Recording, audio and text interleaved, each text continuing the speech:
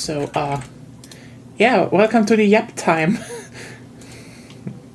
Yap Time. Yap Time. That's the name of the podcast. Yes, just yapping.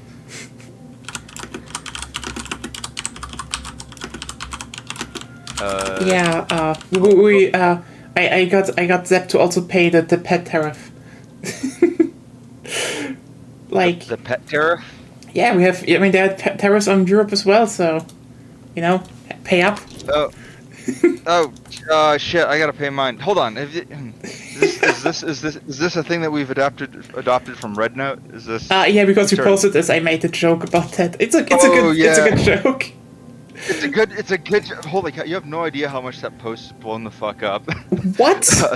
That's like the most. That's like my most viewed post on Chinese social media now. It's like. It's a cute puppy. I don't know what else to say. I mean, it is kind of interesting how you're like. I mean, yeah, how this just kind of happened to be. How's it called? You know what? Open link. Let's just open Zep's docs.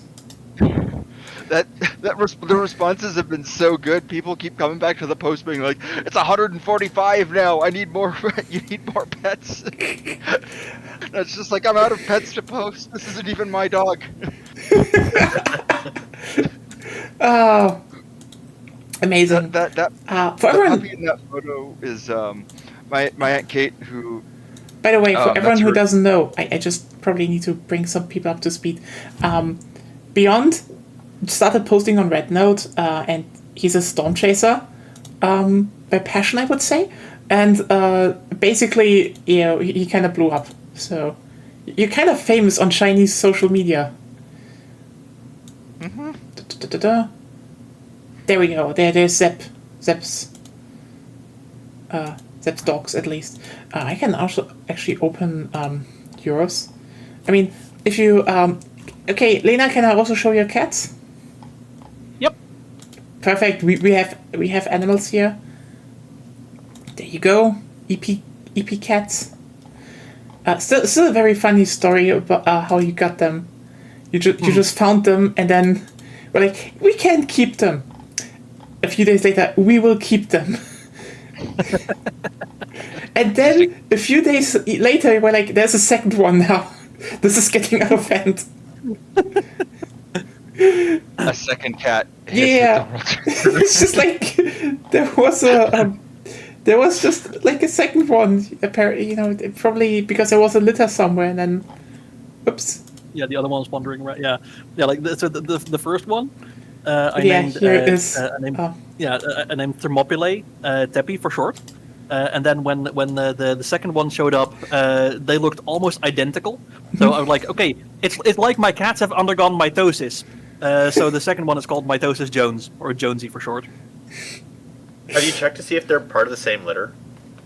Oh, they absolutely are. Like they're the exact same size. Like when they were like I haven't had it actually checked, but they are like there's no doubt. Like we there was another cat that showed up a little later, which like black and white, but also very clearly same litter when they were still kittens. We only saw that one once. Yeah. But that one was a lot more feral. I didn't trust humans than didn't trust humans. But Jonesy would like hang around people's legs the day we saw her, and then the day after that we took her in the house. But yeah, pet tax has been increased by 45%. In order to comply with the new regulations, I have no choice but to increase the pet tax. Yeah, we have EP cats, we have cute puppies, and dogs. Dogs on the beach. Yeah, so for those to give this some context, on Red Note, when you join, it's a thing on Red Note. When you join, people are like, pay your pet tax, right? Which means like if you have cute pets, post them, right? Like, yeah, it's just a fun meme, right? Fun meme. So every time new users who join Xiaohongshu Red Note, they post pictures of their pet. They call it the pet tax, and then people will typically respond with like, your pet tax has been paid. It's a fun meme. And so the joke, of course, being that like all the American users on there, I don't think I cannot possibly have been the first person to make this joke. I'm sure somebody else has already. But I'm certainly the first one on the people who follow me, because everybody immediately got on board with this joke. At least all my followers did. And I was just, so my response to this, to the totally normal, definitely not stock market manipulation tariffs. Oh, definitely not. No. Well shit, because of the new because of the new tariffs, I am forced to share more pet pictures. So I shared pictures of this cute little guy whose name was Ranger. I don't know what his name is now. This little puppy was a foster puppy that my Aunt Kate had for a couple weeks last year. Who has since found a good home. Yeah, that's good and to I don't know hear. what happened to him. But yeah, he's a little Jack Russell Terrier pit bull mix. Cute little guy. Yeah. So yeah, he found a good home. But everybody thought this dog was adorable, and of course, this is like the most viewed post on my page now. So I got a huge new influx of new followers just thanks to this post. But people have on Chinese social media have responded by saying, "Hey, every time the tariffs go up, they keep responding by saying, "Hey, you have to post more puppy pictures. The tariffs have gone up." So it's everybody's in on the joke. Everybody thinks it's stupid. Universally, everybody thinks it's stupid. But this joke that keeps on giving. I mean, it overlaps perfectly with this was an established joke that just got a good satirical angle of current world events, and it's kind of wholesome. Beyond, because of current events, you need to post an apology post saying, "Sorry, the pet tariffs have been paused. There are currently no more images to be shared." No, because the tariffs on China have been increased. Yeah, I was gonna say Chinese. The tariffs on Chinese imports have only gone up. Also, tariffs not really actually paused. They only paused the GDP tariffs. The baseline 10% is still there. So stupid. I don't know if you've checked the S&P lately, but Dad's not retiring anytime soon. Yeah, it's just insanely stupid. I mean, I'm sitting here and being like, that's stupid. I mean, everyone sits there and is like, that's stupid. Like every big newspaper, like mainstream media here in Germany is like, what the fuck are the Democrats doing? Why are you so incompetent? And it's like, yeah, it's. I'm just saying that we should go find Merrick Garland, find out where he lives.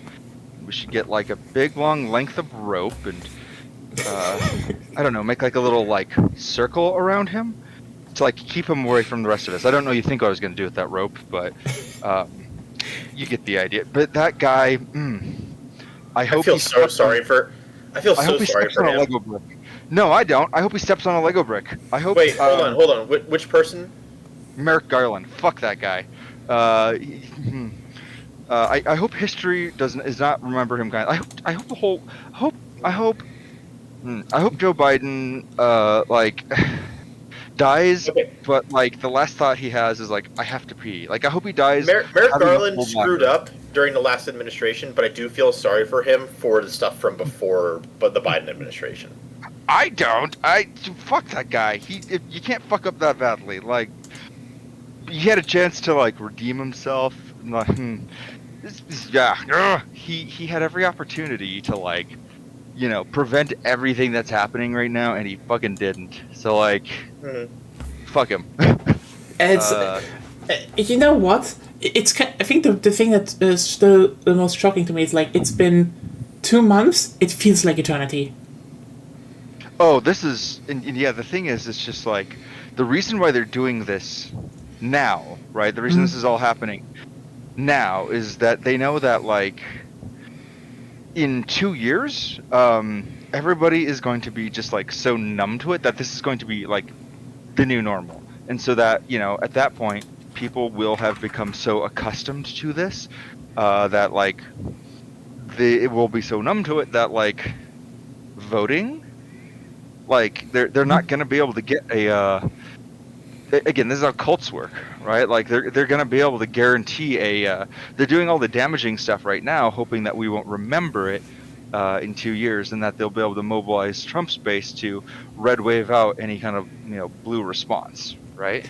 Could be. That's kind of the plan, right? They're hoping that this is going to be all the stuff that's happening now is going to be enough in the distant past that they won't be able to get out of office. That is if there's even elections in 2 years. Fuck it, I'm not sure there will be.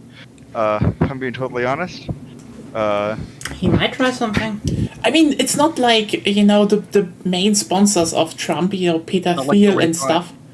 Like, they Like literally the said retard. they want to destroy the state. Like, they want to dismantle the state and make an ANCAP utopia. It's like, and they're currently losing support to a degree because there are people who are like, wait, this is bad. I actually do not want this, maybe, and slowly, but like not. I think a lot are just like hellbent on no. They're just like, if we just follow it through, then it gets better. And like, never. I have seen there are enough people in as somebody who is very, very fascinated by cult psychology. I have seen like I know people in my own life who've been like lifelong Mormons who have like personally witnessed and seen like the destruction that Mormonism causes to families, the destruction that being in a cult. Like I've seen people who can't leave cults, right? Like I've seen Jehovah's Witnesses, I've seen Mormons. Like it is hard to leave, right? Yeah. And I think when we look at the cult that is mainstream conservatism in the United States, people can't leave. Like people can't get out. I think people are underestimating just how powerful that is, and like we're literally seeing people voting against their own interests. Like, man, the turd polishers don't even have to fucking polish these turds anymore. Like I'm seeing people just like in my own like personal social circles like saying, yes, what Doge is doing is good, and at the same time, like I know for sure that these people like are not going to be able to retire now. Like Yeah. it is wild. And it's like the Yeah. thing is it's just like, and I made a joke on Blue Sky, like how many Republicans does it take to change a light bulb? And it's like none. Trump will just tell them that the light's on, and that's the thing. Like It's this brighter is, than ever, actually. It's the best it's ever brighter been. and that's the thing is I'm seeing this in real time. The turd polishers don't even have to polish turds anymore. They're doing it for themselves. They're doing it of their own volition. And I think we finally gotten to that point where we've seen the totality of it. Where like the conversion of like I don't believe that there is such a thing as a moderate Republican anymore. I truly do not believe that there is anybody who, on the conservative side of things, who's capable of stepping out of line anymore. I think that the cult has technically there's the Lincoln Project people or whatever, but I feel like at this point they don't have any political purchase. Yeah. They exist. They just have zero political pull. Yeah, that's the thing. Like, I mean, has anybody like? When's the last time you heard the name Kellyanne Conway or any of the Conways? Right, like they're gone. Or like, I mean, goddamn. I mean, Romney, he's out. I mean, any of the people that you might tap for this kind of thing. I mean, fucking Mitch McConnell is now on the more left-leaning side of the conservatives in the Senate. Yeah, and like, I heard that. It's like it is wild that we consider Mitch McConnell left-leaning. Mitch fucking McConnell, the guy who gave us this Supreme Court. it's like Mitch McConnell is like the worst. It was like we shouldn't break party line on anything regarding Democrats, and then like now he's like voting against Trump, and I'm like, yeah. Yeah, That's like, a sign how bad there's things another are. aspect to that where he's voting. He's probably voting against Trump because he's not running for re-election. Yeah, fair. And that's how that always works. Is basically as soon as you stop running for re-election, it's like all of a sudden, oh, you've kind of grown a conscience. Don't fucking give him Or that at the credit. very least, you're pretending that you have. Don't fucking let him have that. It's not. I know. Yeah. It's Don't not. let him have that. Yeah. Yeah, I think. Yeah, I think the lack of spine that Democrats have shown here is it's appalling. It's all just appalling. I think what I'm seeing here is it's not that I've become black-pilled about all of this. I think it's that I think the current political strategy, or any political strategy, doesn't really. Political strategy within the current framework does not work anymore, and I think the reason for that is because, like, what I think I've failed to realize that I finally come around to is that it's because at some point, roughly around 2009, the Conservative Party just stopped playing by the rules, and Democrats just kept playing by the rules. And at first it started with, we're going to do the Supreme Court stuff, and they just slowly stopped playing by the rules. Well, Democrats just said, here's the book. They kept pointing at the book while nobody else was playing by the book. And now we've got to a place where they're not playing by the book at all. Like, I mean, I don't know if you guys saw it today, but, like, now they're openly defying the Supreme Court. Like, they're just not following the Supreme Court's orders. Like, they've effectively fully consolidated power in the executive branch. So, at this point, let's just be real here. You can definitely can. It's not a direct point, but like you can kind of pinpoint it when Michelle Obama said, "They go low, we go high." And it's like, what was your plan there, Michelle? Just be such a paragon of virtue that you shame them into behaving? Yeah, these people don't care. They don't care. That's the thing with I've had a discussion like this with some people a while back as well. Like that the Democrats just seem to still be like absolutely convinced of the way things should work as some kind of like divine scripture, like this absolute unshakable belief, and it's blinded them to the reality of the situation. Like they're completely. It comes across as very ivory tower. Like they're completely isolated from the real world. They think that this is the way things should work, and therefore this is the way things work. And anything that goes against it, well, that's just like that doesn't matter. Like they don't. It's like they don't even notice. They don't even realize. They're just completely. They exist within their own little bubble, and they've completely. I mean, I think that's probably the biggest difference. I would say, I think to actually look out from outside onto U.S. politics, because to a degree you always have two sides on a political party spectrum. You have those that generally are aligned more, and those that are generally less aligned. But I think the biggest difference, like looking at, for example, if I can mostly compare German politics to U.S. politics, is that while I would say a bunch of the parties are they have their own duds and are ineffective, it's just like I would say they do care still, like in their own fucked up way. Like, for example, I wouldn't say, for example, that Angela Merkel was a person that didn't care at all about the world politics or what happens to the country. Like, she was ineffective in a lot of ways, and she stalled the shit out of the country. And we're like, the reason we're getting 500 billion in euros to like literally fix schools, roads, and our railways, that's literally because of those 16 years. The thing is, they still cared to a degree. They still thought this is to a degree, this was a good thing to do. They were sometimes just weirdly, like they still could be corrupt. Like, I think one of the most infamous stuff was the mask deal. Like, when Corona broke out, there was like, hey, everyone can go to their local pharmacy and get free masks. Good Lord, did the pharmacies make bank that day? Because it was, frankly, as later investigations found out, just horribly overpriced to the point where, like, literally discounters like Aldi said, we could have done this so much cheaper.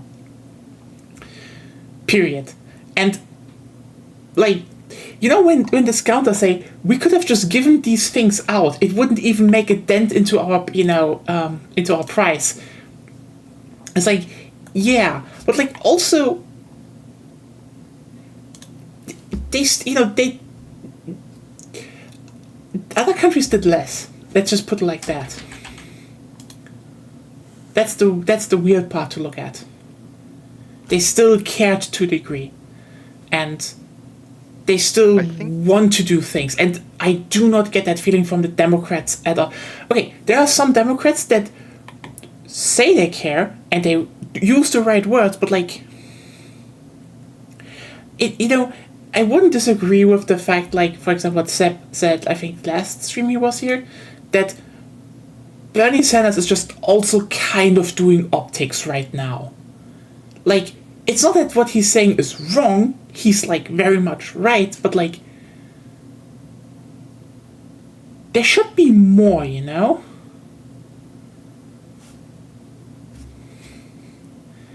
But, like, also no backup from anyone in the rest of the party, so that's also a thing. Well, also part of the problem is just the party the party doesn't have any political power at all right now. They're all, and part of this is their own doing, and the other part of this is just that they have no influence in any part of government right now. And because of that, there's a couple people who decided, I'll grandstand a little bit, like, what's his face, the filibuster guy who was voting the other day, or not voting, but filibustering the other day. By the way, if you want more animal pictures, put them in the animal channel. Yeah, but anyways, basically he did a filibuster for 25 hours, which, yeah, sure, great on him, pat you on the back. You did nothing. Yeah, it's like if you would have been ready to pull that through for like months, sure, that's a tactic. But yeah, 25 hours is like 12 of them people were sleeping. The kind of shit that I want to see is I want to see them coming in there with fucking kerosene and burning the goddamn building to the ground, so that way they can't hold session, so that way like they can stall the agenda. Like I want to see them in there, like, taping the doors shut so that they can't do confirmations. I want to see them in there, like, putting googly eyes on all the statues and then like stealing them. I want to see chaos and destruction. I want to see them making it so fucking hard for the Republicans to do their fucking jobs that literally nothing gets done. I want to see them making a scene. I don't want to see Cory Booker up there talking. Like, fuck that guy. You know what Cory Booker could have done? He could have whipped it out and pissed all over somebody. That's talking for 24 hours is nothing. You know what I can do as a storm chaser? I drive for 24 hours and then do a live stream. Like, fuck that guy. Nah. I want to see the congressional Democrats get in there and like form a human chain around the room and not let the Republicans sit down. I want to see some fucking punches thrown. I don't want to see like coordinated colored suits. I don't want to see Cory Booker talking for 24 hours. I want to see chaos, and I'm not seeing chaos. You know what I'm saying? Like, the Republicans are causing chaos right now. Why aren't the Democrats causing chaos? That's what I want to know. And it's because they're feckless, they're complicit. Like, I think the next step should be the Democrats should start having town halls, and honestly, I'd like to see somebody get shot. Like, that's kind of my feeling. I'd like them to feel afraid. I don't think these people should feel safe in their own homes. You know what I'm saying? Like, I want these people looking over their shoulders all the time. I don't want them to, like, go home and say, well, at least my stock portfolio is safe. Nah, I want them to go home and, like, look in the closet to make sure somebody's not waiting there to kill them. Like, I want these people to feel deeply, deeply unsafe. Like, that's the candor I want happening right now. Yeah. You feel me? I get you. Like, you know what? It's especially depressing to see because, like, the USA is such a central figure in the world politics that you cannot just cut them out. Like, the USA having problems has repercussions for everyone around the globe if they want to or not. And considering what currently is happening there, it's not even... it's not even sleep... Like, I always heard people like, oh, Europe is sleepwalking into fascism, and, like, Europe is still doing pretty alright right now, but, like, you're not even sleepwalking. You're having a clown show, just parading through into office, and doing fascism, and like No, it's like there's a big ol'. It's like we're. yeah, No, it's because like- Trump has formulated a cult of personality that's not going away anytime soon. It'll only go away when he dies. yeah, but also And the nice, I know enough about cults to know that when a cult leader dies, there's no clear ascendancy. Like Trump has Yeah. no clear successor. No. The good news is He's that when already Trump ruled out goes- Vance, who was the most likely successor. yeah. And he seems to be leaning towards Junior, and Junior's too pathetic of a person to be a leader. Yeah, nobody likes Junior. Nobody likes Vance. Like when Trump goes away, the fascist movement that he cultivated is not going to die with him, but like the public support for it is going to die. And the people that are currently trying to maintain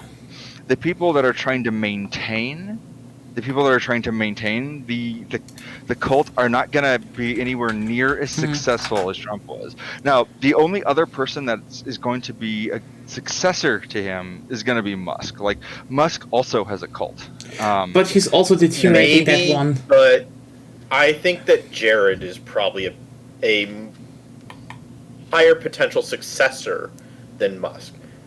Because I mean, I don't know if you've seen, but Trump and Musk are not getting along right now. Yeah, I think that's the thing. Musk has its own cult. He's hated by everyone else. And so I'll say this as someone who has family members who are like involved with these cults. They can the Trump and Elon cults can sometimes overlap a little bit, but never for long. Yeah, like this is not a fusion of cults. This right now is just a temporary alliance of cults. Like, I think that the kind of mindset it takes to be part of the Trump cult also, people are very, very happy to give Elon Musk credit. Like, there's two like the tech bro libertarians love Musk, and then like the God Jesus-y types love Trump. They'll accept the other because their leader tells them to, but not like in the absence of their leader, they won't accept the other person. That's the thing. That is the thing. I think people will have an easier time gravitating towards Musk. I think the main thing is that nobody in Washington likes Musk, right? Without Trump, Musk will lose a lot of his power. I think Vance will probably try to, like, if Trump were to have a heart attack tomorrow and like actually die, nobody's gonna like Vance as president, but Vance will keep Doge in place probably, and Musk will still be taking a hacksaw to the federal government. Like, he will definitely still continue the Project 2025 agenda. Musk will own Vance overnight if that happens. That's not like politically wise, but just financially, essentially. Yes, yeah. And almost everybody in the Trump cult knows that, and it's a piece of the reason why Vance is seen as a jester. Like, even within the Trump cult. Like, Vance is nobody. He is a worthless human being, even within their own people. yeah. I mean, that's probably the biggest problem with the Trump cult. Trump is above everyone. His image is to be like the best, and so there's no second, actually. Yeah, here's the thing, right? Is the architects of all of this stuff, right, are very much in the shadows. So, like, all of this hyper nationalist agenda, right? Is there's basically two factions of all of this. You've got the hyper nationalist white supremacist angle, which is the Jesus side, right? The Jesus people, and then you've also got the hyper libertarian government dismantling side, and these two sides inevitably are basically. Yeah, the Koch brother. Yeah. Let's not forget, one of them is dead, and we're grateful for that. Fuck them. But there's basically the GCC people are, these people can be sold on the whole, like, it's okay if you lose your retirement because the riches and rewards in heaven are, better than anything you could have in this life. Like, that's how they keep those people happy with Trump being in office. And then, you've also got the people who don't really care about the culture war stuff, but they know that the culture war stuff is politically useful. So, they prop up and finance the other half. Those two are would otherwise be at odds with each other, right? Because you've got one side that is an authoritarian regime that mostly cares about, like, maintaining the white race and the supremacy of the white man, right? You've got the hyper nationalist, ethnic supremacy, white supremacy side. And you got the other side that just probably doesn't give too much of a shit about that, and is mostly just interested in, the libertarian, capitalist shit. These two can't always live, like, happily with each other. And I'm curious, eventually these two sides are going to come into conflict with each other. Like, eventually they are going to conflict. And, like,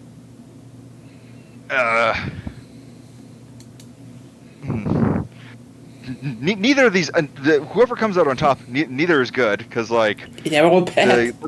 The libertarians, they're the ones who are dismantling the government, and, like, we needed that. We really needed that. Like, that's a good thing to have that government. We kind of want that. But, like, if it's the authoritarians that end up prevailing here, oh boy, these are the people who are, sending people to El Salvador and and doing the scary thing, honestly, to me, is the fact that there's essentially concern of sending, like, American-born citizens who don't even have anywhere else to go, quite literally, getting deported. About that, I was actually just about to read a press release here. We now have confirmation that it is very likely that American citizens have also been sent there now. Yeah, no, I'm not surprised. So there's actually there's an American-born citizen from my area that was deported. We don't know where he went. We just know that ICE basically took him out of his car one morning and then he's gone. That's fucking terrifying. Yeah. Last year, in my community, I think I talked about this at one point. A family who lives in town here in Fort Collins. There was a series of random arson attacks where, it's just some teenager, was just, like, burning shit in neighborhoods, right? Was burning people's lawn furniture, then escalated to burning people's carts.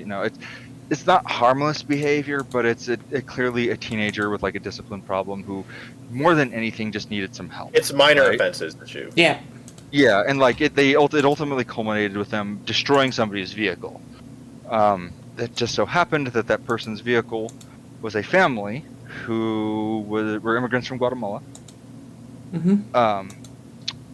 They couldn't afford to replace the vehicle, right? And the community came together. I was one of the people who, went on Indiegogo and we just bought them a car. We bought them a car to replace it, right? Because wasn't insured or whatever. Got them something a little bit nicer than what they had. Because they live in the community, they had a house here. That's how you do it. It's part of you live here, you work here, you're contributing to the community. You pay your taxes, all these kinds of things. Yeah, like they're one thing to reaffirm: these people pay taxes. Yeah, like they don't get tax cuts or tax breaks or any of those other things that the wealthy get. They contribute. They're part of the community, right? I mean. They work and live here. I mean, I don't know what else to say. And they disappeared, right? They disappeared. Like, the whole family is just gone. God damn it. And we know what happened. But then, like, later, that car just stayed on that car that the community bought for them just stayed on the street, and now it's in, like, the impound. Like, it's now an impound. Like, now it's They're just sitting at the sheriff's, like at the Larimer County Sheriff's, like just it's sitting there. And that's kind of how people piece together what happened, is that like, hey, this car that we bought for them is like the Larimer County Sheriff's Office. Can we maybe figure out why it's there?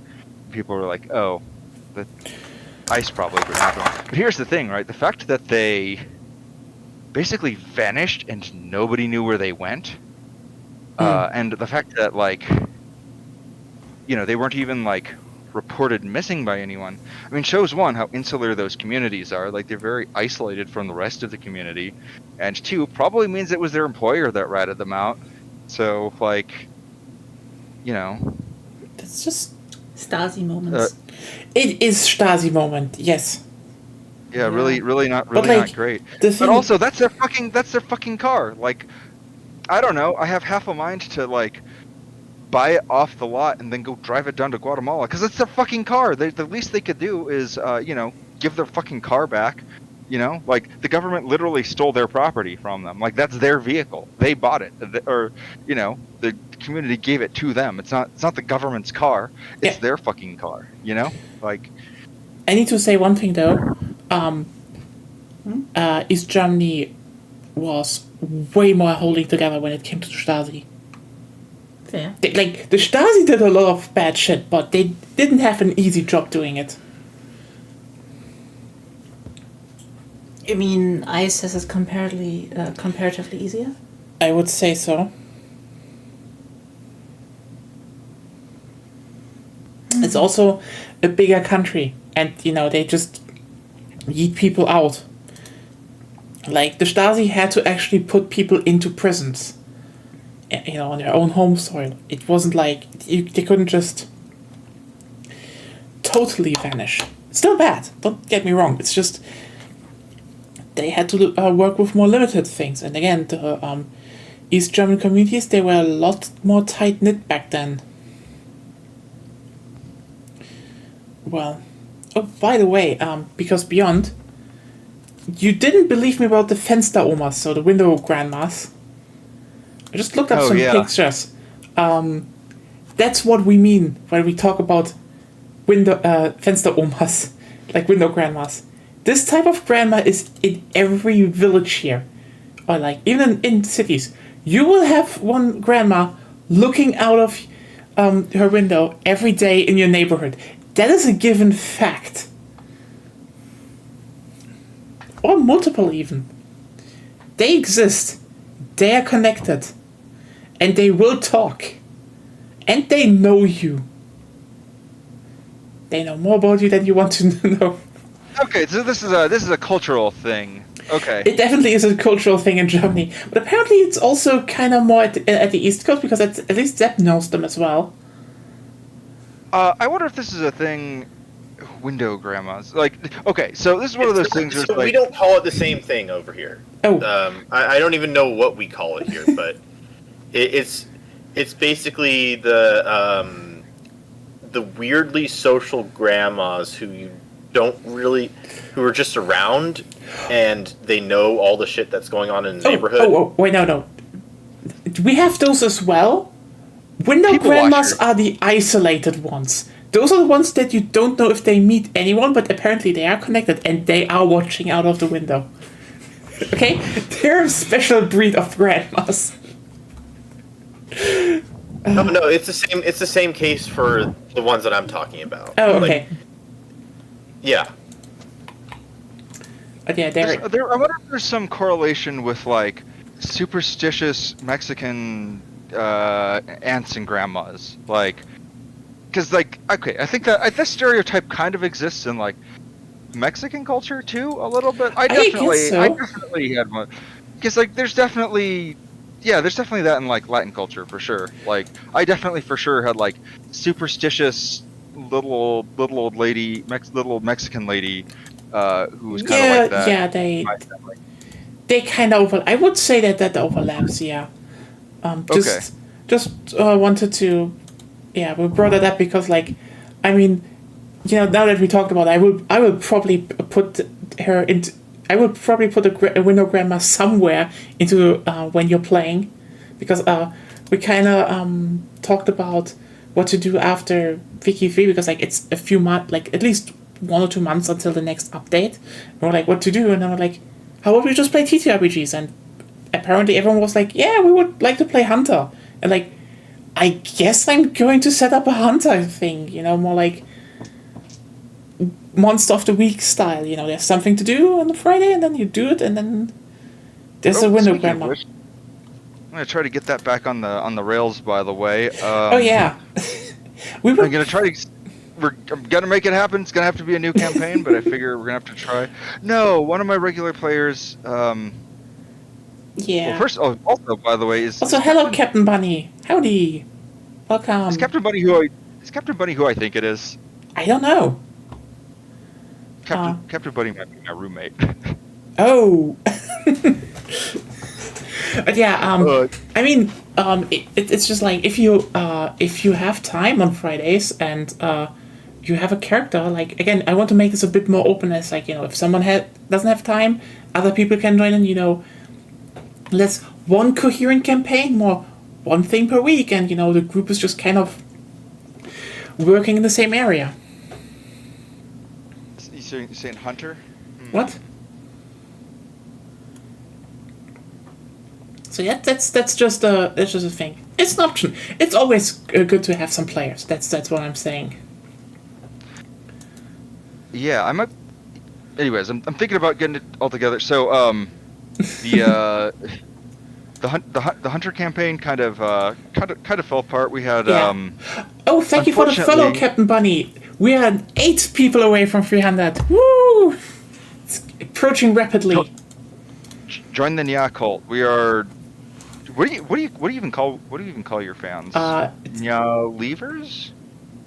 Nyalites? I don't know. You're just part of the coven. You're a believer in the coven. Oh, that's right. Nyacolite would be a good one. Nyacolite is fucking good. Oh god, that's good. Yeah. That's so good. Shit! I have to rename the role on the server. Like we have followers and like, but Nyacolite is actually great. Holy shit! Yeah, that's real good. That's so good. That is generally really good. Oh, actually, but hold on. We actually extend that though, because we can get like Nyacaholic. Those would be like the different Maybe tiers if one of day you get time subs. zones. Maybe if one day you get subs. Nyacaholics Yeah, that would be. That would be. Yeah. Oh wow. Yeah. Oh, I'm hearing myself. Ah! Feedback warning. Feedback warning. Why are you hearing yourself? I don't hear you. It was, I think, on Lena's end. It looped back. What? I think my voice yeah. looped back on your end. Ah, weird. Yeah. But yeah, me and some friends decided to finally pulled the trigger and are renting a house, so I can finally get out of my mom's basement. Nice. Congratulations. I mean, that's something. In this Yeah. economy. Yeah, well, I mean, it worked out pretty well. So we had a little bit of trouble at first because my credit is permanently ruined for stupid reasons. But Oh no. you know what? We found a leasing company that is willing to understand that every once in a while somebody has 30 missed payments that are over 90 days late. It's a thing that happens.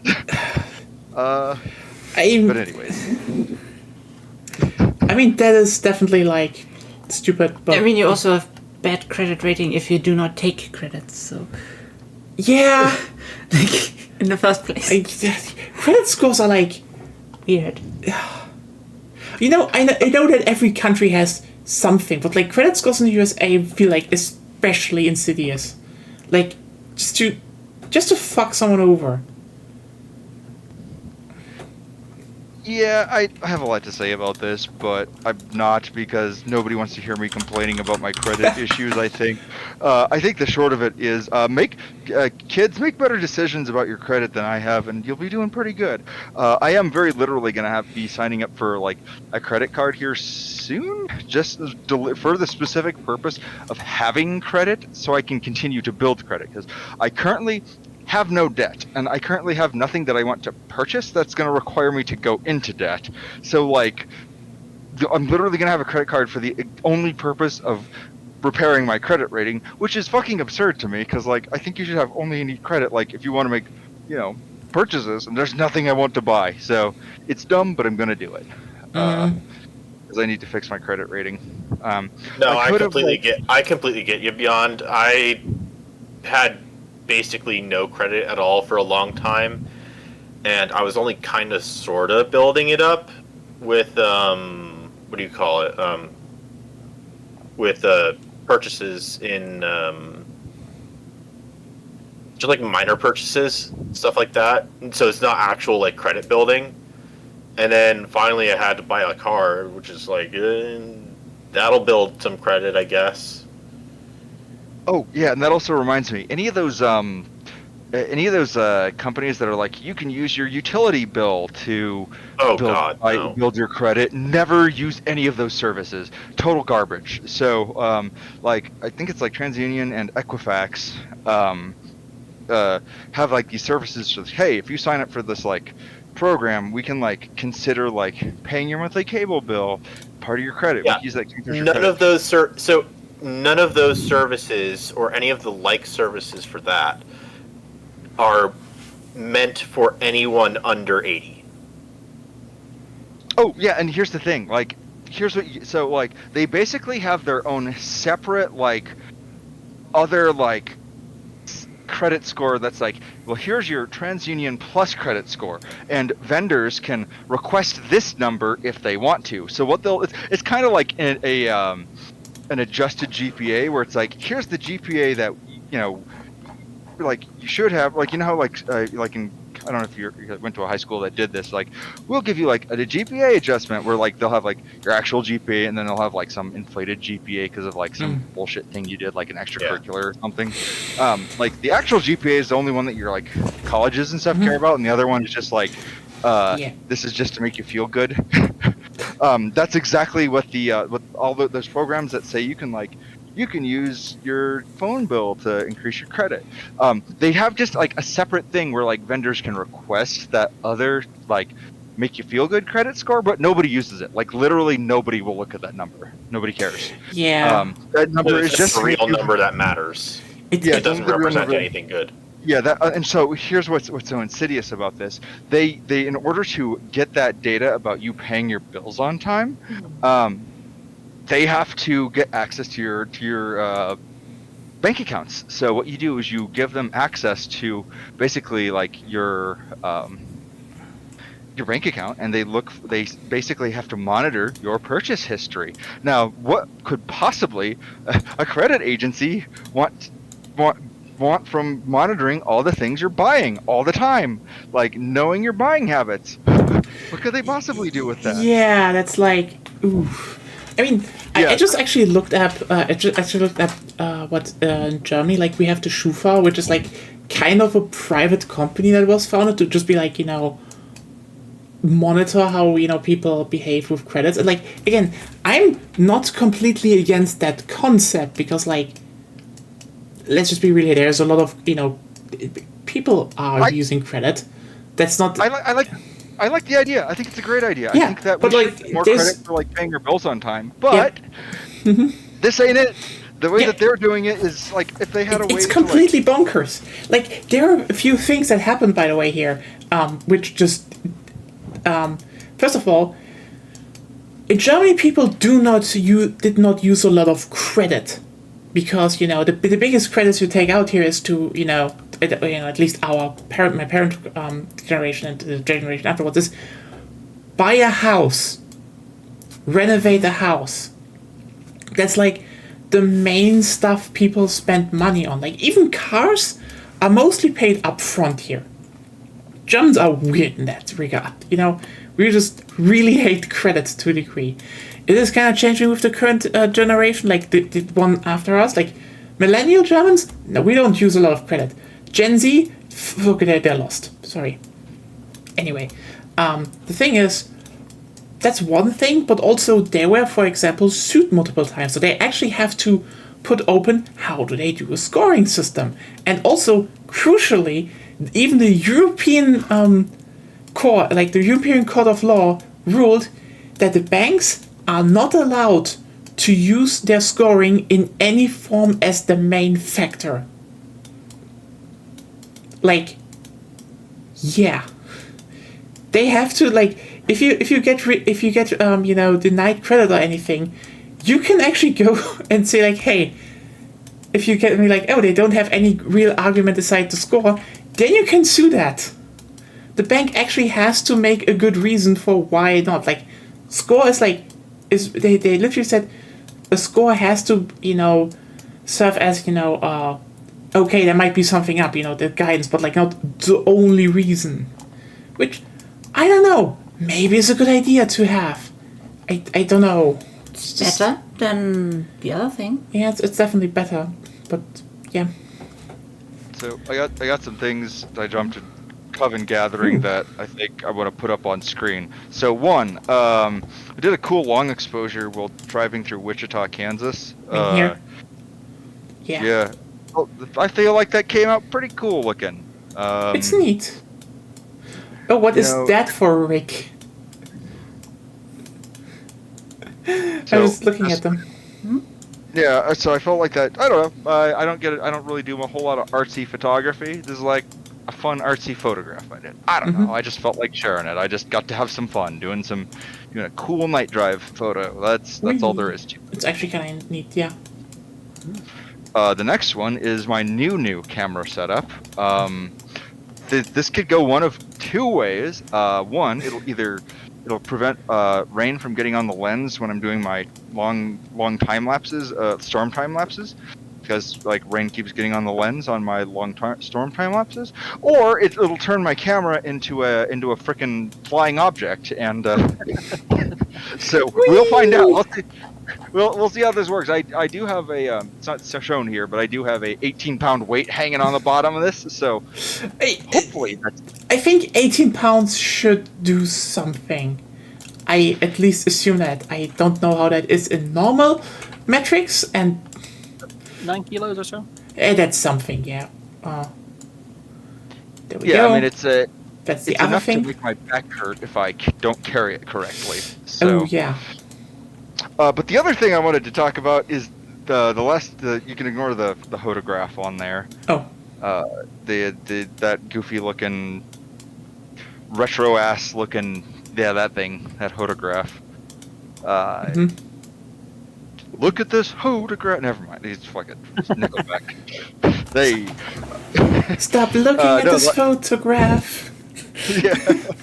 It's a photograph. That's never mind. It's a simulated sounding that shows the storm. The important box here is says PDS Tour. It's a forecast that shows a particularly strong tornado. We'll see if that actually comes to pass or not.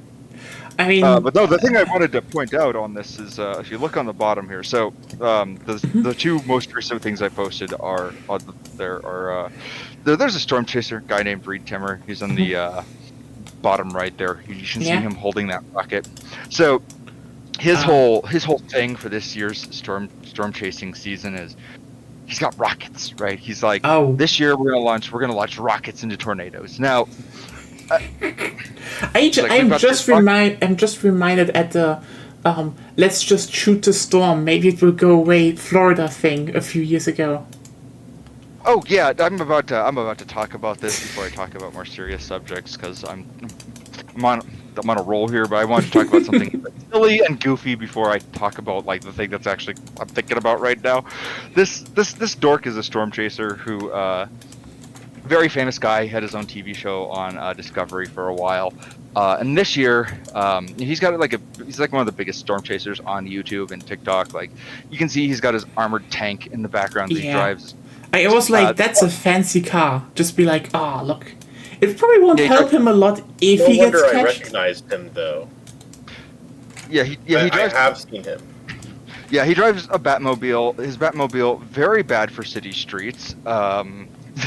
Tears up the pavement. He's also famously very bad driver. Has, I'm almost certain, killed people on the road with his stupid car. Wasn't he? Okay, wasn't that the guy this one right winger tried to interview or? Yeah, that was. Oh, yeah, this is the guy that Laura Loomer tried to interview. Yeah, fuck her. Yeah. But this is the guy that this is the guy I got real mad at a couple of years ago who like went backwards through a traffic circle and almost caused a head-on collision with another driver. Like, traffic circles have one purpose, and that's to route traffic in one direction to minimize the possibility of vehicles interacting with other vehicles. I Like, was about you to did say. the one thing. You have one job, and it's to not cause car accidents. You went through it the wrong way. What are you doing? So, anyways, I think Reed's a doofus, and he's gives storm chasers a bad name. To his credit, he is somebody who's like a PhD meteorologist who like has contributed important things to tornado science. So like, I will give him credit where it's due. He has advanced the science of meteorology and the science of tornadoes. I mean, don't you wanna can. take that away. I just say you can do major things and advance a field, and you can still be a dipshit. Oh fuck it! I forgot the name. Shit! I wanted to. John Comic. So he's been like hyping all year, like he's got rockets, right? He's like, these are high-end like scientific instruments that have been custom built, and like we're working with like all this high-end equipment. We're gonna use these rockets, and we're gonna shoot them into tornadoes, and we're gonna gather all this information. And so when he started talking about this, he didn't realize that I used to be into model rocketry as a kid. This is a thing we got into. This is like, you know, like one of the most autistic hobbies you can have, right? So the second he showed this thing, it's like, I know exactly what model that is. So it turns out that, he's just using like, you know, the cheap $20 model rockets that you can order from online. And I even found the exact model that he's using. He just gave it a custom paint this job. one. That one. Yep. Yeah. I mean, I'd say even to me, that looks cheap. Like when It you said looks cheap, yeah. like custom built, I'm like, I doubt that. Like, or if it is custom built, then it just looks like it was very much custom built. Yeah, It was amateur. customized. Very I'd rarely say. are yeah. custom built rockets looking like that, and usually they are using materials. Like if it is a genuine custom built one, it's using materials that are very expensive and very obvious. Yeah, this is the construction materials for this are cardboard and balsa wood. So Yeah, that's what it looks like. Yeah. For what?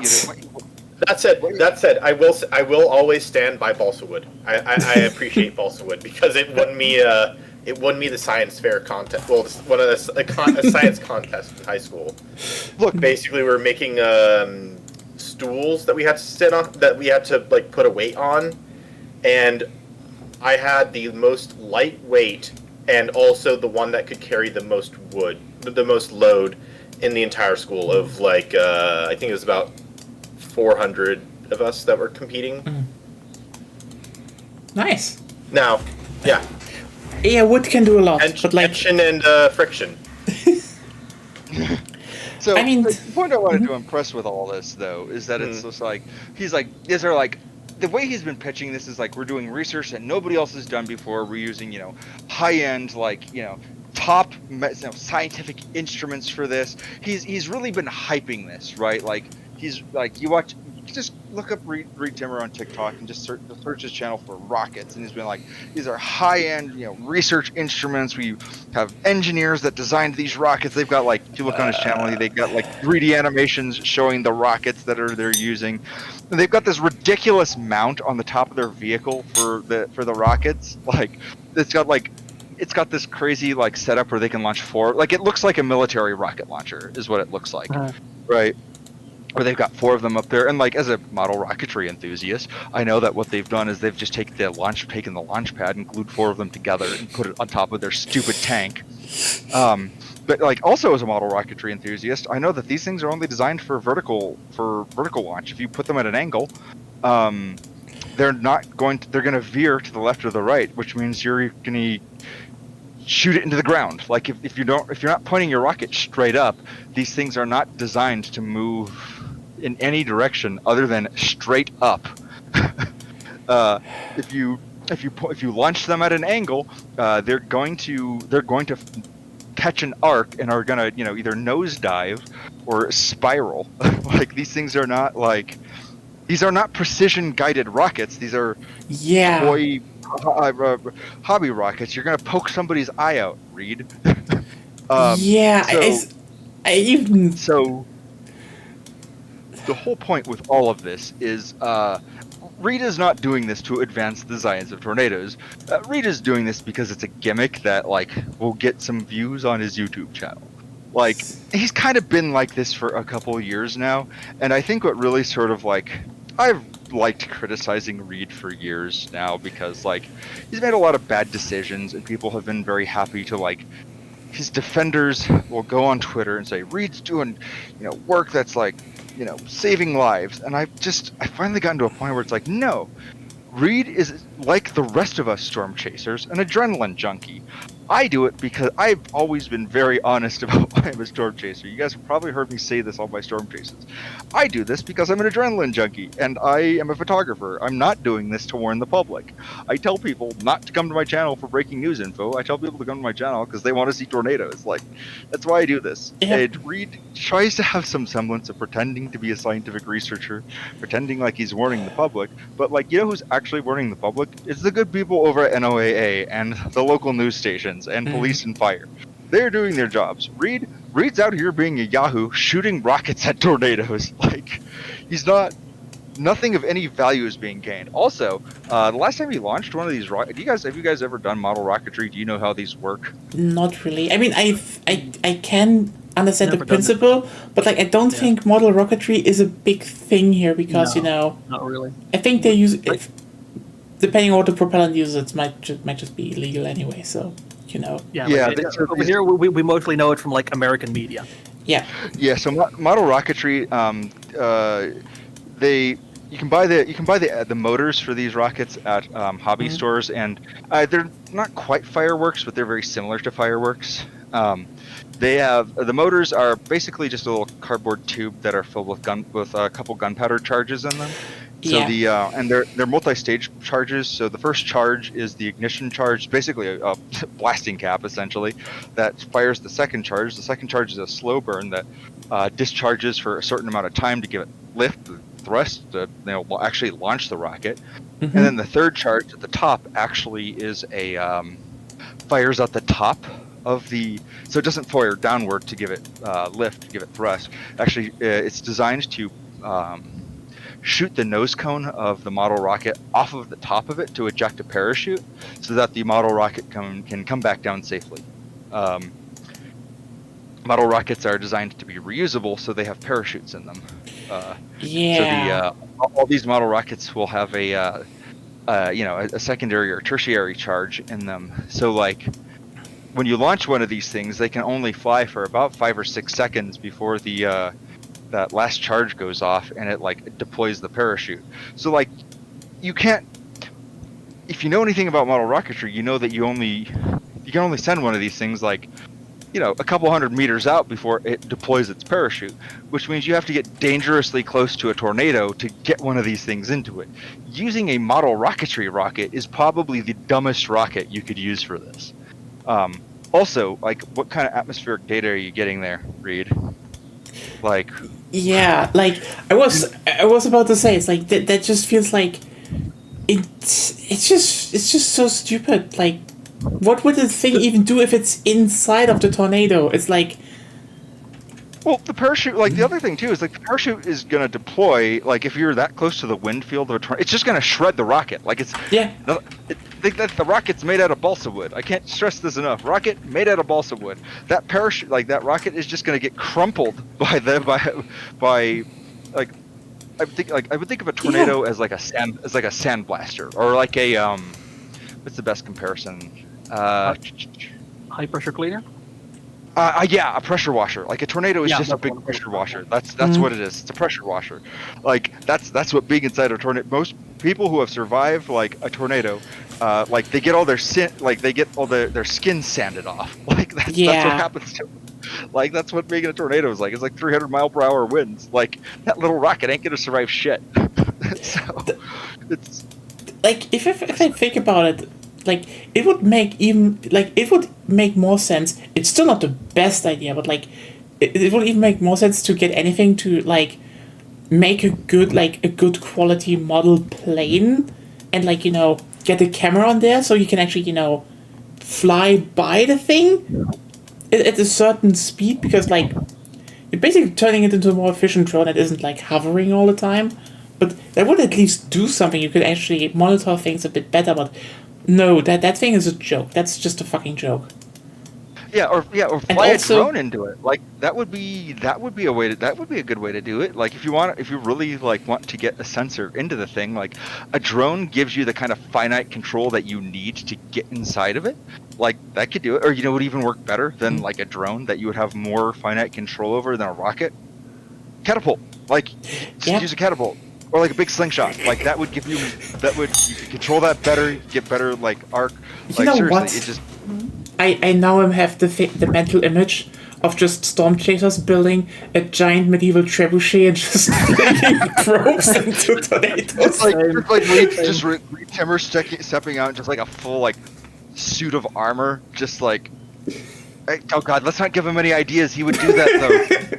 No, it's the thing. Like you still have all these objects flying around at high speed, so something like a heavy suit of armor, like plate, wouldn't really work. You want chainmail.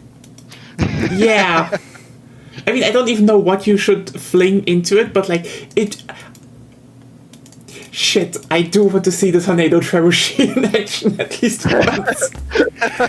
Okay, you know what? You know what you could use it for? To fling a drone inside of like maybe a protective shell through the tornado into the eye of the tornado, and then write a program that with GPS data it stays inside there and monitors the the eye of the storm moving constantly. I mean, maybe you can deliver it more efficiently inside of the eye of the storm, but I mean, might as well go with trebuchet. The idea that tornadoes have tornadoes do have an eye, but it's not like a hurricane eye, right? Like a hurricane eye is just like a really calm center. Tornadoes don't have a calm center. Like it's just wind all the way through. Like it's just an area of deep low pressure. Like, but it's not calm. It is like still like 300 mile per hour winds in there. So it's like you can't really get something into the eye of a tornado, not the way that you could with like a hurricane. It's just an idea. You could do something like a sacrificial drone that collects data that isn't designed to survive for very long, like the Soviet Venera probe. Like they got like very valuable information, and they had a lifetime measured in like seconds or minutes.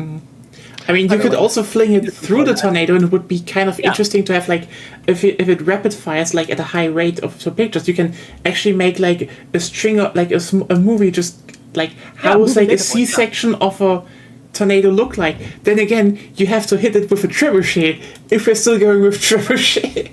Yeah, so I think what you could do, like with the trebuchet, the most optimal form would just be like round. But if you're doing like a sacrificial drone, basically not even a drone, but just like a collection of measuring instruments and cameras.